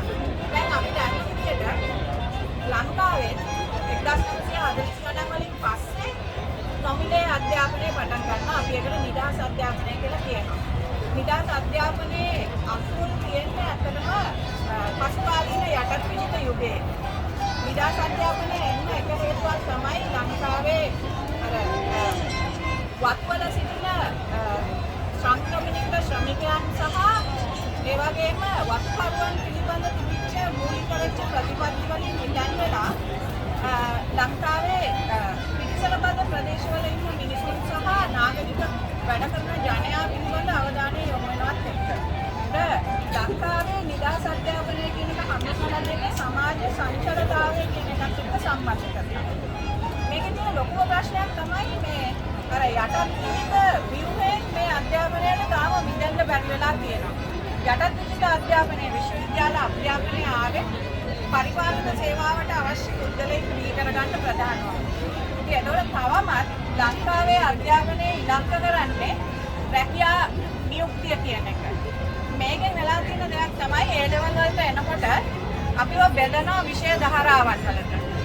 ඒ බෙදීම තුළ විද්‍යාව ඉගෙන ගන්න ඒ ස්ටෙම්ස් කියලා අපි කියනවා විශ්වවිද්‍යාලවල ඒ විෂයන් බෙදලා තියෙනවා. ඊළඟට හෙප්ස් කියන මානව ධර්ම ආදී උගන්වන ශාස්ත්‍ර නීතිය මේවා වෙන් කරලා තියෙනවා. ඉතින් අර පුරවැසි ප්‍රභා කිව්වා වගේ සමස්ත දැනුමක් තියෙන පුරවැසියෙක් බිහි කරන්න මේ අධ්‍යාපනයට බෑ. ඒක තමයි ප්‍රධාන හේතුවක් වෙලා තියෙන්නේ ලංකාවේ රැකියාවන් වල විශේෂයෙන්ම රජයේ රැකියාවන් වලට ඉහළ තනතුරු වලට පත් වෙන නිලධාරීන්ට අර තමන්ගේ වගකීම මොකක්ද පුරවැසියෙක් ඇටියට කියන එක අවබෝධ කරගන්න බැරි වෙලා තියෙනවා. ඒ වෙනුවට තියෙන්නේ ඒ ලෙවල් වල ඉඳලා ඊටාම තරඟකාරී අධ්‍යාපනයක් විභාගයක් පාස් වෙලා තමන්ගේ භෞතික ජීවිතය කොහොමද සැපවත් කරගන්නේ සකස් කරගන්නේ කියන එක පිළිබඳ යොමු වෙච්ච අධ්‍යාපනයක්. ඒක තුල තමයි ලංකාවේ මිනිස්සු ඡන්දදායකින් බවට පත් වුණේ පුරවැසියන් බවට පත් නොවේ. මේක තමයි ලංකාවේ දේශපාලනඥයින්ට පාවිච්චි කරන්න පුළුවන් උනේ තමන්ට බලය ලබා ගැනීම සඳහා. ඒතර පාර්ලිමේන්තුවට ගියාට පස්සේ ඒගොල්ලන්ට අවශ්‍යතාවයක් නැහැ පුරවැසියන් පිළිබඳව සලකලා බලන්න. ප්‍රධාන හේතුව මෙන්න මේකයි. එතකොට මෙන්න මේ ඇතුලේ තමයි අපිට මේ වගේ මහජන සරසවියක් කියන එක පටන් ගැනීම කොයිතරම් අවශ්‍යතාවයක් යථාර්ථයක්ද කියන එක පැහැදිලි කරගන්න වෙන්නේ. මගේ අදහස තමයි මේ පුරවැසි සරසවිය කියන එක තුල සිදුවිය යුත්තේ අර සාමාන්‍ය විශ්වවිද්‍යාලවල අපිට අද වෙනකොට ලබන්නට නොහැකි නැත්නම් පරිපූර්ණ මිනිසෙක් හදන්න බැරි අධ්‍යාපනය සඳහා අවශ්‍ය ටික සාකච්ඡා කරන්න. ඒකට ප්‍රභා කිව්වා වගේ මෙතන සිදුවිය යුත්තේ අපි මෙතනට එන ජනතාවගෙන් ඉගෙන ගන්න එක සහ ජනතාව අපෙන් යමක් අරගෙන යන එක. මේ සඳහා මම හිතනවා මේක මූලික පදනමක් තමයි කියලා. ඒ වගේම මේ සරසවිය මෙතනින් එහාට අර දකින්නට ලැබුණා වගේ ඉන්දියාවේ වගේ මම හිතනවා සරසවි දියුණු එකක් බවට පත් වෙයි කියලා. ඉතින් එතකොට අපිට අර ප්‍රධානව තියෙන ප්‍රශ්නයක් තමයි ලංකාවේ දේශපාලනව පටුභාවයන් පටුවාදයන් පතුරවන තන්ත්‍රයන් නිදහසෙන් පස්සේ ඇති වෙලා තියෙන එක. ඒකට මේ තන්ත්‍රයන්ට එවැනි පටුභාවයන් මගින් තමන්ගේ බලය ආරක්ෂා කරගන්න ප්‍රධානව පුළුවන්කම ලැබිලා තියෙන්නේ මූලිකව ලංකාවේ තියෙන අධ්‍යාපන ක්‍රමයේ වැරද්ද නිසා කියලා මම හිතනවා. එතකොට මේ තත්ත්වය ඇතුලේ මේ අරගල භූමියේ මම දැකපු ප්‍රධාන වැදගත් වෙන දෙකක් තියෙනවා. මම හිතනවා ඒක කතා කළ යුතුයි කියලා. පළවෙනි එක තමයි දැනට තිබෙන පාර්ලිමේන්තුව ප්‍රතික්ෂේප කරලා 225ම එපා කියන එක. 225ම එපා කියලා වඩා ඒ කියන්නේ සියලුම දේශපාලන පක්ෂ ඇතුළත් වෙන ආකාරයේ අන්තර්වාර පාලනයකට ගිහිල්ලා අපිට මෑත කාලයේ තිබෙන ආර්ථික අර්බුදයෙන් ගොඩ එන ප්‍රතිපත්ති ක්‍රියාත්මක කරලා පස්සේ මහජනයාට කැමති ආකාරයේ පාලන තන්ත්‍රයක් තෝරා ගැනීමේ මැතිවරණයකට යා යුතුයි කියන එක. එතකොට මේ ඉල්ලීම පැමිණෙන්නේ සොඳුරු ආඥාදායකයෙක් මේ රටට ඕනේ කියපු කට්ටියගේ. මේගොල්ලෝ තමයි කිව්වේ අර ඉංග්‍රීසි භාෂාවෙන් කියනවා ස්ට්‍රෝං මන් කෙනෙක් ඕනේ ලංකාවේ දේශපාලනය තුල කියලා. හැබැයි අපි ප්‍රජාතන්ත්‍රීකරණය පිළිබඳ ඉවන කියවීම් වලට ගියොත් එහෙම ශක්තිමත් මිනිසෙකු දේශපාලන පද්ධතියෙන් පිට සිට පැමිණ පාලනය කරනවාම කියන්නේ ආඥාදායකත්වයට යන එක. ඒක ප්‍රජාතන්ත්‍ර විරෝධී. ඒගොල්ලෝ බලයට එන්න ප්‍රජාතන්ත්‍රවාදයේ තියෙන යාන්ත්‍රණ පාවිච්චි කරලා හැබැයි බලයට ආපු ගමන් ආපහු ඒගොල්ලෝ උත්සාහ කරන්නේ තමන්ගේ බලය රැකගන්න තමන්ගේ විරුද්ධවාදී වෙනස් මතධාරී ඒ අය මර්ධනය කිරීම සඳහා පියවර ගන්න එක. ඊට පස්සේ තමන්ගේ බලය තහවුරු කරගන්න. මම හිතන්නේ ලංකාව ගිහින් තියන්නේ එතනට. ඉතින් එතකොට අනිත් පැත්තෙන් තියෙන ප්‍රශ්නය තමයි මේ දැනට තිබෙන ප්‍රධාන තන්ත්‍රය පමණක් නෙමෙයි. විපක්ෂයත් එපා කියන්නේ. එතකොට දැන් එතන සමහර වහන ඔක්කොම බොරුද කියලා විපක්ෂයේ ඉන්නේ. ඇයි එහෙම කියන්නේ? මම දන්නේ අර මාචාර්යෝ යන්කොට කිව්වා වගේ මේක අර ඒ කියන අර්ථයෙන් බොරු කියන අර්ථයෙන් තේරුම් ගන්නවා මිසක් ඇයි ඒක කියන්නේ කියන එක තේරුම් ගන්නේ නැහැ. ආණ්ඩුවක් කිව්වම ඒකේ ඉන්නේ පාලනය කරන කොටස මම නෙමෙයි. විපක්ෂයත් ආණ්ඩුව. ඒ පෞද්ගලික කාලෙම අපිට දකින්න ලැබුණේ විපක්ෂයේ විසින් පාලන පක්ෂයේ තියෙන වැරදි විවේචනය කරගෙන හිටියා. හැබැයි මම අහන්න කැමතියි මහජනයාව දැනුවත් කරන්න, ඒ අයට උගන්වන්න පාලකයෙක් එහෙම නැත්නම් දරදඬු පාලකයෙක් අවශ්‍යයි කියන දැනට ලංකාවේ ඡන්දදායකයා තල්ලු වෙන්න එක හේතුවක් තමයි විපක්ෂය පිළිබඳ විපක්ෂයේ සිටින අය පිළිබඳ විශ්වාසයක් නැතිව එක ලංකාවේ මිනිස්සු. ඒක ඉතාම පැහැදිලිව දකින්න ලැබෙනවා. ඒකට දැන් අපිට තියෙන මූලික කාරණාව තමයි අපිට ආණ්ඩුවක් පත් කරගන්න පුළුවන්ද ජනතාව විසින් පත් කළ නියෝජිතයන් හැටියට ජනතාවට වග කියන අය හැටියට. එතකොට මම හිතන්නේ මෙන්න මේක එක තේමාවක් විය යුතුයි මේ මහජන සරසවිය තුල සාකච්ඡාවට ලක් වෙන එක. කොහොමද අපි දැනුවත් භාවයක් ඇති කරන්නේ මිනිසුන් තුල දැනට අපිට තියෙන ප්‍රජාතන්ත්‍රවාදී යාන්ත්‍රණ ප්‍රජාතන්ත්‍රීයකරණය කරන්නේ. ප්‍රජාතන්ත්‍රවාදය සඳහා අවශ්‍ය සියලුම යාන්ත්‍රණ අපිට තියෙනවා. හැබැයි ඒවා ප්‍රජාතන්ත්‍රීකරණය නොවීම තමයි තියෙන මූලික ගැටලුව. එතකොට පත් කරන මහජන නියෝජිතයන් ඉන්නේ අපිට දේවල් දෙන්න නෙමෙයි. ඒ අය පාර්ලිමේන්තුව තුළ අපේ තිබෙන අභිලාෂයන් සහ උනන්දුන් මොනවද කියන එක සාකච්ඡා කරන්න ඕනේ. මේක තමයි 1832 පෝල් බ්‍රොක් කැමරන් ප්‍රතිසංස්කරණ යෝජනාවලදී මන්ත්‍රණ සභාවක් පිටවනකොට ඒගොල්ලෝ කිව්වේ. ඒගොල්ලෝ කිව්වා ලංකාවේ ජනතාව වැඩි හරියක් පීඩනයට පත් වෙලා ඉන්නේ. ඒ අයගේ උනන්දුන් සහ අභිලාෂයන් නියෝජනය කරන්න තැනක් නැහැ. ඒ නිසා මන්ත්‍රණ සභාවක් පිටවිය යුතුයි. ශක්තිමත් විධායකයක් බලවත් විධායකයක් කියන්නේ රටේ ජනතාවට පීඩනයක් කියලා වුන් පැහැදිලිවම කිව්වා. එතකොට විධායකයේ මන්ත්‍රණ සභාවේ එහෙම නැත්නම් ව්‍යවස්ථාදායකයේ කටයුතු වලට ඇඟිලි නොගැසිය යුතුයි කියන එක උන්ගේ අදහස තිබුණා. උදාහරණයක් ඇටියට උන් කිව්වා ආණ්ඩුකාරතුමා ව්‍යවස්ථාදායක සභාවේ අසුන් නොගත යුතුයි කියලා. මම හිතන්නේ ඒ දේශපාලනයෙන් අපි ගොඩක් ඈත් වෙලා ඉවරයි අද වෙනකොට. එතකොට මෙන්න මේවා අපි කතා කළ යුතුයි. දෙවැනි කාරණාව තමයි පෞද්ගලික කාලයක් පුරාම අපිට දකින්න ලැබුණා ඉතාම පටු ජාතිකවාදයක් මේ රටේ ගොඩ නැගෙනේ. ඒක කියනවා නම් අර බෙන්ජමින් බාබර් කියන ඒ ලේඛකයා චිත්තකයා විස්තර කරලා තියෙනවා. ඒක කියනවා ජිහාඩ් වාදය වගේ කියලා.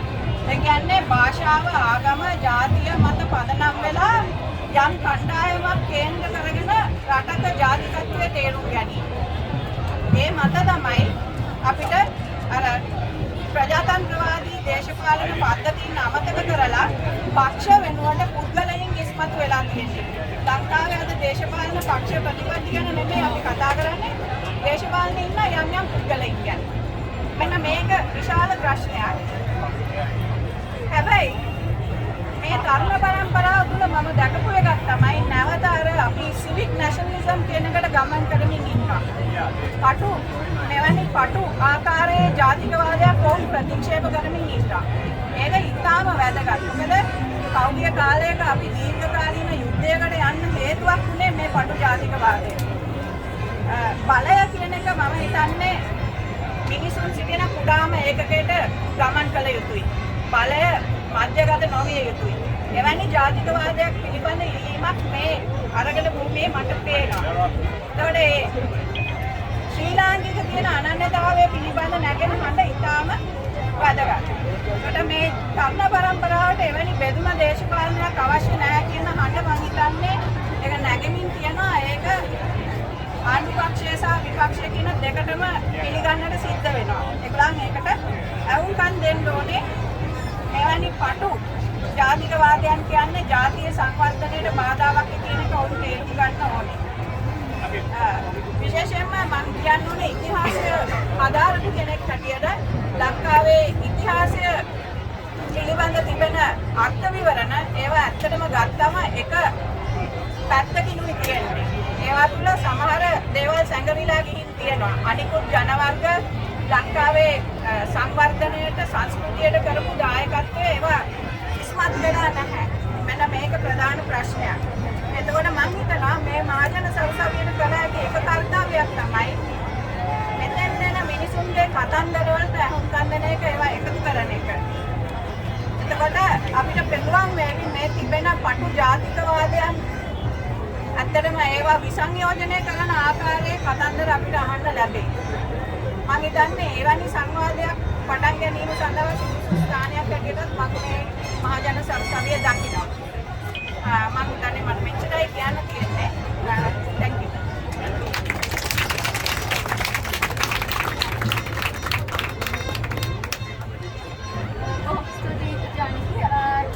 මම ආරාධනා කරනවා සාම්භවීන් එකේ ගමිල පරිවර්තනයක් පොඩ්ඩක් කරන්න.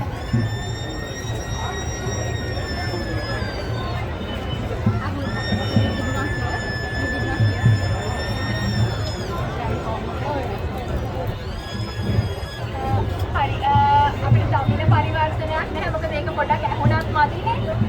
ඊට පස්සේ අපි අවසාන කතිකය විදිහට සුෂාන් වෙනිස් දෙස්ට ආරාධනා කරනවා කතා කරන්න.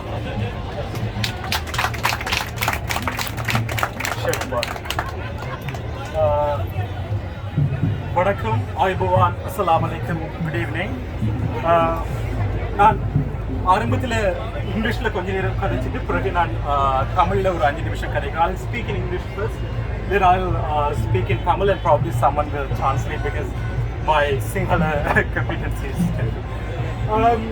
So when I was asked to can you come and speak when we inaugurate this public university, from the phone call onwards until coming here I was actually wondering about what I should really talk about because I do not have multiple degrees behind my name or the years and decades of experience which every single speaker wrote. But I've also been struggling a lot with this question because last 3 weeks has been personally as a young person here, it was very difficult for me. I couldn't find out answers for a lot of questions I had. The reason why I was really struggling hard was, as many of you would know, like my name is Minister Prashant, like I come from Jaffna, coming from a Tamil community, and many of you would know one of the biggest question right now, and I've seen it floating around in social media, in Twitter, on Facebook, and in different platforms, right? Where are the minorities? Like, what is their role here? And also, there are a lot of sentiments that is reflected from the people from minority communities as well. That what does this struggle mean to us? And on a personal level, I'm not going to take a moral high ground and see I'm here because I'm patriotic.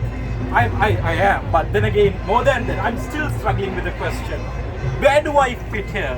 What does this struggle mean? Like, is there a hope for us, right? And I was trying to figure out. I was asking a couple of my friends here also, like, what should I really speak about? It's not to show I was less prepared, but I was genuinely confused about it. Right? It was truly a struggle. And I thought I would start with two particular stories I wanted to share here as I begin. One story about January 8th of 2015, as many of you would know, when the former president Maithripala Sirisena got elected, overwhelmingly with not overwhelmingly, but significantly with the contribution of minority votes. And in my adult life, that was the first time I was able to go to a polling station voting for someone who is not from my community, because when you vote in Jaffna in parliamentary election, you don't get a Muslim or a single candidate who runs there, right? Voting somebody from not my community, and I was very proud about the vote because I still remember I was there at the polling station at 7 o'clock sharp. I was 6th or 7th person to go and vote. I had to go 20 kilometers from Jaffna town into my village to cast that vote. And I remember that day with overwhelming sense of satisfaction that my vote really mattered, right? There was something hopeful there. And for the first time, there was a talk about, yes, we need to come together as a nation. Yes, there is appetite for reconciliation. Yes, there is appetite for bringing communities together. Yes, there is the political will for the very first time, right?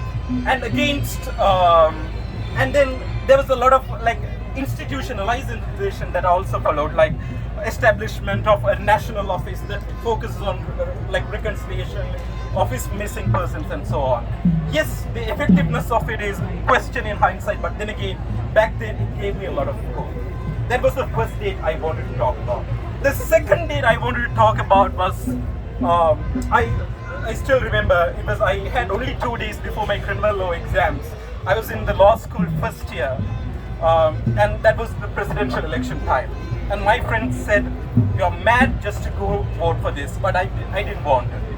And coming from Jaffna, coming from a minority community, like we are not afforded with the opportunity to vote for whom we want, but vote for the lesser evil most of the time. And even that time, my vote was, of course, not for the current president. But I remember when one of the first vote that came in when we were coming back was the Jaffna postal votes, and the current opposition leader won it by 86%, and that was the highest margin in the recent political times. And the next day, when we started group studying in my friend's place, and slowly when the results started to come in from the rest of Sri Lanka, I felt the very opposite of what I felt in 2015. And to my surprise, somebody I respect the most from the legal fraternity, who is also an educator, when the results came in, the particular person put up a Facebook status saying, "Remember, our president only won with the majority votes, and we did not need minorities." And that was coming from somebody who taught me, somebody who I really look up to. And I can still go back to that moment and remember the hopelessness I felt, right? Does it even matter? Does our votes even matter? And if we can go within just 5 years to the complete opposite, right? Because I was working at a national office. Yes, there was a lot of criticism from my community saying that I'm working with the government, but even if it benefits 5 communities, 10 communities, it's still a win for me coming from there. But then again, one of the questions that has always been asked is, are these mechanisms effective? Is the real question that has been haunting the minorities, is it being addressed? Are we doing enough, right? So carrying with the burden, and that particular day when the current president, whom we are screaming from our lungs to chase him out, when he won, it was almost like a day the Titanic sank, right? It was personally, right? It was so hard to come out of it. And I scored the lowest for criminal also because I did study hard. It was very difficult to get out of that, right? And never have I ever imagined that this was possible in another 2 years' time. Never. I thought never would, I always tell to my friends, right? In my good consciousness, I cannot vote for a family that has literally killed tens and thousands of my own people, right? Accountability, whether they acknowledge it, is a different thing. Having worked as a journalist, having gone around Jaffna throughout the north, I have heard the first-hand incidences, how the families told, right? How they have still searching for their loved ones. 10 years, 20 years, 30 years. And I can never look past that and say, I can go and vote for them because he's a technocrat. Absolutely not. Right? So, when I was asked to come and speak here, right, I did not want to bring anything technical. But I was genuinely asking a question, what can I really come and say? Right? And when I was here only, just before this week, I figured my only contribution here would be the story I bring. Right? Being a young person, coming from North, coming from Jaffna, story of where do we belong in this existential struggle for Sri Lanka. Right? Interestingly, a week back, I was talking to a couple of my law school friends, and one of them outright said, I'm not going to be part of this protest. Right? Because we have time and time again, we have been deceived with this. It's not the failure to implement the constitutional reform that was promised during the last regime. Or it was not something, it started from Bandar Chelwa Pact. It started from throughout the history. You can see these repeated betrayals that is shown towards the community. Right? And still, even during this regime, right, the day there was they started the emergency regulations again, right? And then the day after the Mirihana protest, right? I went to Jaffna and I was coming back from my village. You can see almost 6, 7, 8 SF, like special forces. They always cruise around the Jaffna town. If you go to Jaffna, you can see them. Right, around 6 o'clock, if you're in the town, you can see them. But when they went into the protest, it made a lot of noise. And one of my friends said, this is what it has been happening to us. Right? And he asked me a question, do you really think it will yield anything to our existential struggle? Struggle for dignity, right? Struggle for equality. And one thing he additionally said, I don't want to sugarcoat anything and not try to bring the mood down, but one additional thing what he said was, remember, this is an economic crisis at the core, right? That's why it has mobilized so much of population, right? But the struggle we face is a struggle for dignity, the struggle for equality, right? Today marks 1802nd day of the mothers' protest that has been happening, right? Last year I was part of the Kothwil to Polygamy protest, P2P. And when I was there, like I love photography, so I wanted to capture those moments. And I, like, coming from Jaffna, I wanted to be there and show my support, right? That crowd was electric. And when I went to the Independence Square for the first day, I'm not here to subscribe how somebody should protest, right? I would welcome all form of dissents. But I was able to feel a disconnect between what was happening here and what was happening there. And I myself had this question, like, would this yield anything to us? Right? Because this protesting thing is not new to us. It has been happening time and time again. One of the finest example I could tell you is when the current president, Gotagogama Rajapaksa, when he pardoned Sunil Ratnayaka, somebody who murdered, if I remember correctly, 7 people, including children. One was 5-year-old. Right? Where were the other people? Right? Except for you, did anybody say anything? Right? So these are the questions. Being here, I don't have answers to. I just came here, I wanted to echo some of these questions. Do these mothers who have been searching for their children for the last 30 years, last 20 years, last 25 years, do they have answers? And it's not only Tamil mothers. It's also single mothers, having worked with mothers and wives of military soldiers. It's also single mothers. It's also Muslim mothers who are still searching. But where are their narratives? Where are their struggles? Right? How do we find answers to this existential struggle we are facing right now? Right? Because I say, finally put, and one of the things he warned about, sometimes if these economic struggles go back, people might go back to the existing reality, and once again, you will look like a fool. I am not ready to look like a fool. You go and be. That's what he exactly told in my face. And I'm not ready to do that. But even if I would look like a fool, the reason why I am here is that at least for the first time, from the majority of the community, there is this sense that, oh, if we go through this, even for the slightest form of dissent one time, what would the people in the north and the east and the rest of Sri Lanka, where their minorities are going through year after year? Right? Because we went and protested outside of the President's house, they beat us up. They arrested almost 53 people. Right? Because they showed the dissent on Facebook. They took a young guy for almost 20 hours, kept him in custody. What would the minority community be going through? Right? And I think it's an opportunity for me to say that mere recognition that, okay, now we are at the receiving end of this, right?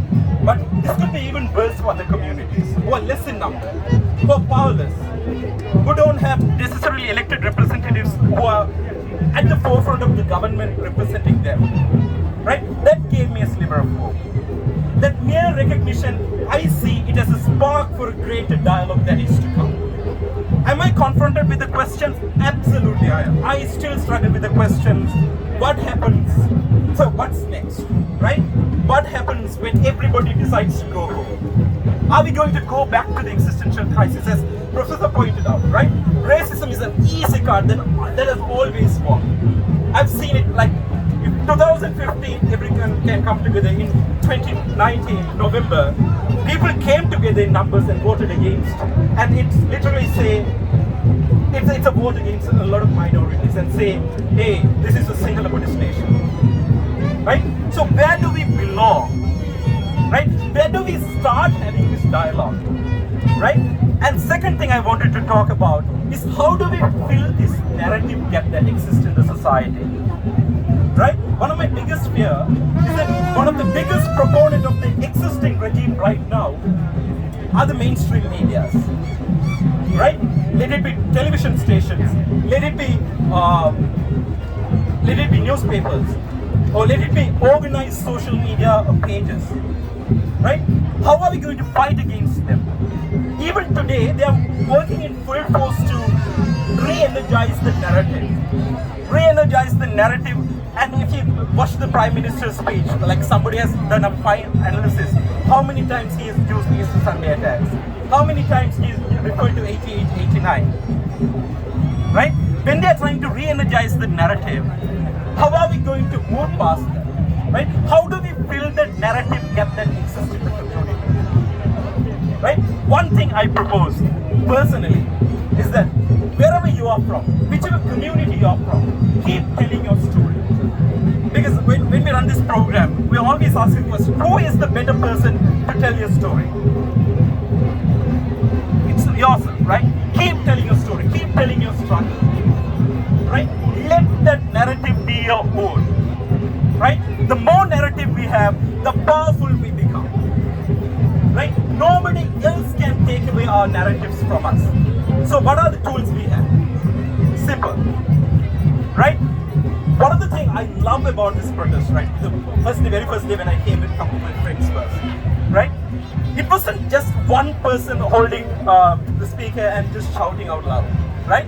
It was little pockets and pockets of protesters, including young children who were 7 years old, 8 years old, 3 of them like running together and say, go home, Gota, whether they understand it or not, but probably they do, right? It was older mothers, right? It was adults and people from all ages and throughout Galway, spread throughout, in their own way, claiming their own space, like determining to show their dissent, right? In this time, yes, it's important to show our dissent. Yes, it's important to show that we deeply care about this country and we are not ready to be complacent anymore. We are going to say enough is enough.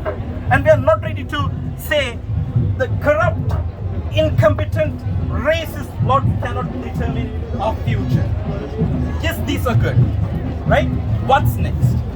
How do we bridge this gap, the existing narrative gap that's found between communities?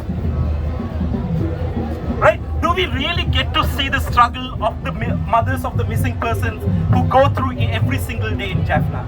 Most often than not, right? And does North or the East get to see the struggle the farmers or others or ordinary citizens go through in the South? Absolutely not. No, we don't. Right? So how do we come together? How do we fill this existing gap? Right? Having been very passionate about reconciliation, because like for the first 20 years of my life I lived in Jaffna, right? And the only reality I knew was the war, right? Everybody come and ask me curiously, how did the war look like? How was the experience look like for you? It's the only experience I knew.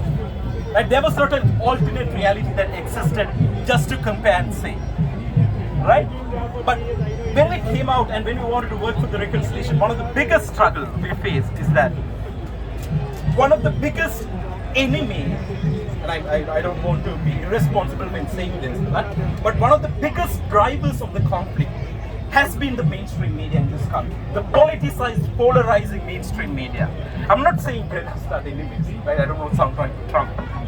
But here, this is a real issue, right? And my biggest fear is when we go back to our old ways, these media and these bad faith actors are going to spoon these narratives, right? The moment somebody does something wrong, the moment somebody from North or the East or somebody from the Muslim community does something wrong, it's going to be posted everywhere around. This is going to be the talking point. How do we resist that? How do we think beyond the dissent we are showcasing right now here at this moment? That is the biggest question I have. I'm not going to stay here and claim I have all the answers, but I want to leave you with these questions. Right? How do we create this bridge to fill this narrative gap? How do we literally reach out to other people? How do we understand what are some of the, like, if it affects me in this way, what are the other communities going through? Right? And one more thing coming like from North, one other thing I want to represent is, right? Then, like, everybody might have a question. A lot of people ask, right? You might have gone through a lot, right? What is your stance in this protest? Do you have any hope for it? Right? My message to everybody who comes from similar backgrounds as I do, especially from the minority communities, is one of the biggest complaints we say towards the majority community, especially the silent moderates, is that they've always been silent. Unless something has affected them, they've always been silent. We cannot afford to make that mistake again, because we are going through the same struggle. Right? Because I saw this narrative coming up very prominently when the forced cremations were happening in 2021 January. During that time, a lot of people in one of the dailies in Jaffna, the editorial wrote, right? When we were struggling, Muslims took a back step. This is a time for us to take the back seat and watch them struggle. But my answer to them is, it's not. Right? It is the time we show solidarity, because we have this lived experience. We have gone through this. We know how this ends. Right? And nobody is going to be a victor at the end of this. So, it's a collective struggle. Let's come together. I'm not going to say I have all the answers to the questions I have. And even after talking, I have even more questions. Right? But how do we create this common ground as communities, as young people to come together? How do we genuinely reach out to other person who come from North, right? Or who comes from East, or who comes from a different part of Sri Lanka and say, hey, even if they might have voted for Rajapakshas, they might have voted for SLPP. Ask them why. Would you change your vote the next time? What would it take for you to deflect from them? How do we have this genuine discussion? And I think that would be the way forward. So, the biggest question is, what's next? When we finish, when we get tired, or when they say, do whatever you can, rest, we are here to stay. What's next? Right? But how do we really seize this moment? How do we capitalize this moment? And how do we say, we'll create a model in which this is not just going to be a showcase of dissent or resistance, but we are going to show that we can lead something into a productive discussion, into a productive, actionable step, right? Going beyond the jargons. Yes, we want accountability, but how do we achieve accountability? My simple thing is, go to every single MPs you voted for, right? Ask them, did you vote for 20th Amendment? What was your stance when people asked to repeal the 20th Amendment? Right? Because one of the fascinating things I saw was, apparently there were almost 60 plus MPs who voted for both 19th and 20th Amendment. It's almost like black and white. There's no similarities between them. How long are you going to fool us? Right? Ask those tough questions to them. I think that is the first step of the accountability we are preaching. Right? And the real thing is, sending one person home isn't going to fix this mess. We are right here. Right? The ship is already wrecked. The water is coming in. Changing the captain is necessary when the captain has absolutely no clue how to move forward. But then also, we need to fix this ship. We need to stay here and fix this. How do we do it? Right? Tamil பேசும் சகோதரர்களுக்காக நான் மிகவும் சுருக்கமாக நான் சொன்ன விடயங்களை கூறிக்கொள்கிறேன். நான் இங்கே வந்தபோது என்னை இங்கே இந்த குறிப்பிட்ட இடத்தில் பேச கேட்டபோது எனக்கு உண்மையாகவே இதை பற்றி பேச வேண்டும் என்ற ஒரு தெளிவான ஒரு ஐடியா ஒன்று கிடைக்கும். ரைட்? நிபுணர்கள் பலர் இங்கே வந்து உங்களோட பேசியிருந்தார்கள். அதை தாண்டி நான் யோசிச்சு கொண்டிருந்த போது நான் எவ்வாறான கதைகளை இங்கு பகிர்ந்து கொள்ள முடியும். ரைட்? 2015ஆம் ஆண்டு நடந்த ஜனாதிபதி தேர்தலின் போது நடந்ததையும் 2019ஆம் ஆண்டு நடந்த ஜனாதிபதி தேர்தலின் போது நடந்த விடயங்களையும் அதன் மூலம் நாங்கள் பெற்ற மிகவும் ஒரு எதிர்ப்பாடான உணர்வுகளை பற்றி கருத்திருக்கிறோம். ரைட்? இங்கே ஒரு சிறுபான்மை சமூகத்தினருக்கு இங்கே ஒரு எதிர்பார்ப்பு உள்ளதா? நாங்கள் எவ்வாறு இந்த ஒரு இன அடையாளம் சார்ந்து எவ்வாறு இந்த போராட்டங்களில் எதிர்பார்ப்பை வைத்துக் கொள்ள முடியும் என்ற ஒரு கேள்வி இருக்கிறது. உங்களுக்கும் இருக்கிறது, எனக்கும் இருக்கிறது. நாங்கள் எவ்வாறான அடுத்த படியை எடுத்து வைக்க முடியும் என்ற கேள்வி இருக்கிறது. நான் சொல்ல வேண்டிய விடயம் என்னென்றால், இந்த போராட்டம் பெரும்பான்மையினரை மட்டும் பாதிக்கும் போராட்டம் இல்லை. விலை உயர்த்தும் போது பெரும்பான்மையினருக்கு மட்டும் உயர்த்தவில்லை, எங்களுக்கும் தான் உயர்த்தி இருக்கிறார்கள். நாங்கள் காலாதி காலமாக கூறியிருக்கிறோம், எங்கள் போராட்டங்களில் மற்றவர்கள் வந்து சேர்வதில்லை, மற்றவர்கள் எங்களோடு ஆதரவு காட்டுவதில்லை. ஆனால் அதை தாண்டியும் நாங்கள் இந்த போராட்டத்தில் இணைந்து போராட வேண்டும். ஏனென்றால் நாங்கள் இப்பொழுது இங்கு நாங்கள் போராடவிட்டால் எங்களுடைய ஒவ்வொருத்தருடைய எதிர்காலமுமே கேள்விக்குறியாக போகிறது. I'll quickly wrap it up. I just wanted to quickly wrap it up with one of my favorite quotes. It always says, "If not us, who? If not now, when?" And now the situation is absolutely dire. And the question is, are we ready to go to that extent where we say enough is enough, no more? Or are we going to go back to old ways when things get fine and be complicit and trying to do this speech 10 or 20 or 30 years time ahead, saying that once I spoke during that time, times have changed, we came again? The answer is in every single one of us. Thank you.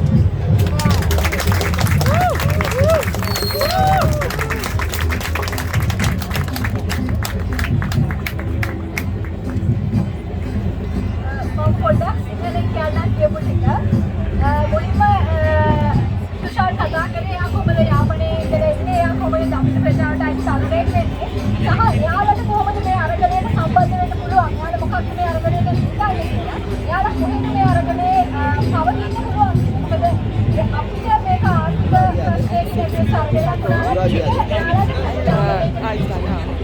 පිළිබඳ අරගලයක්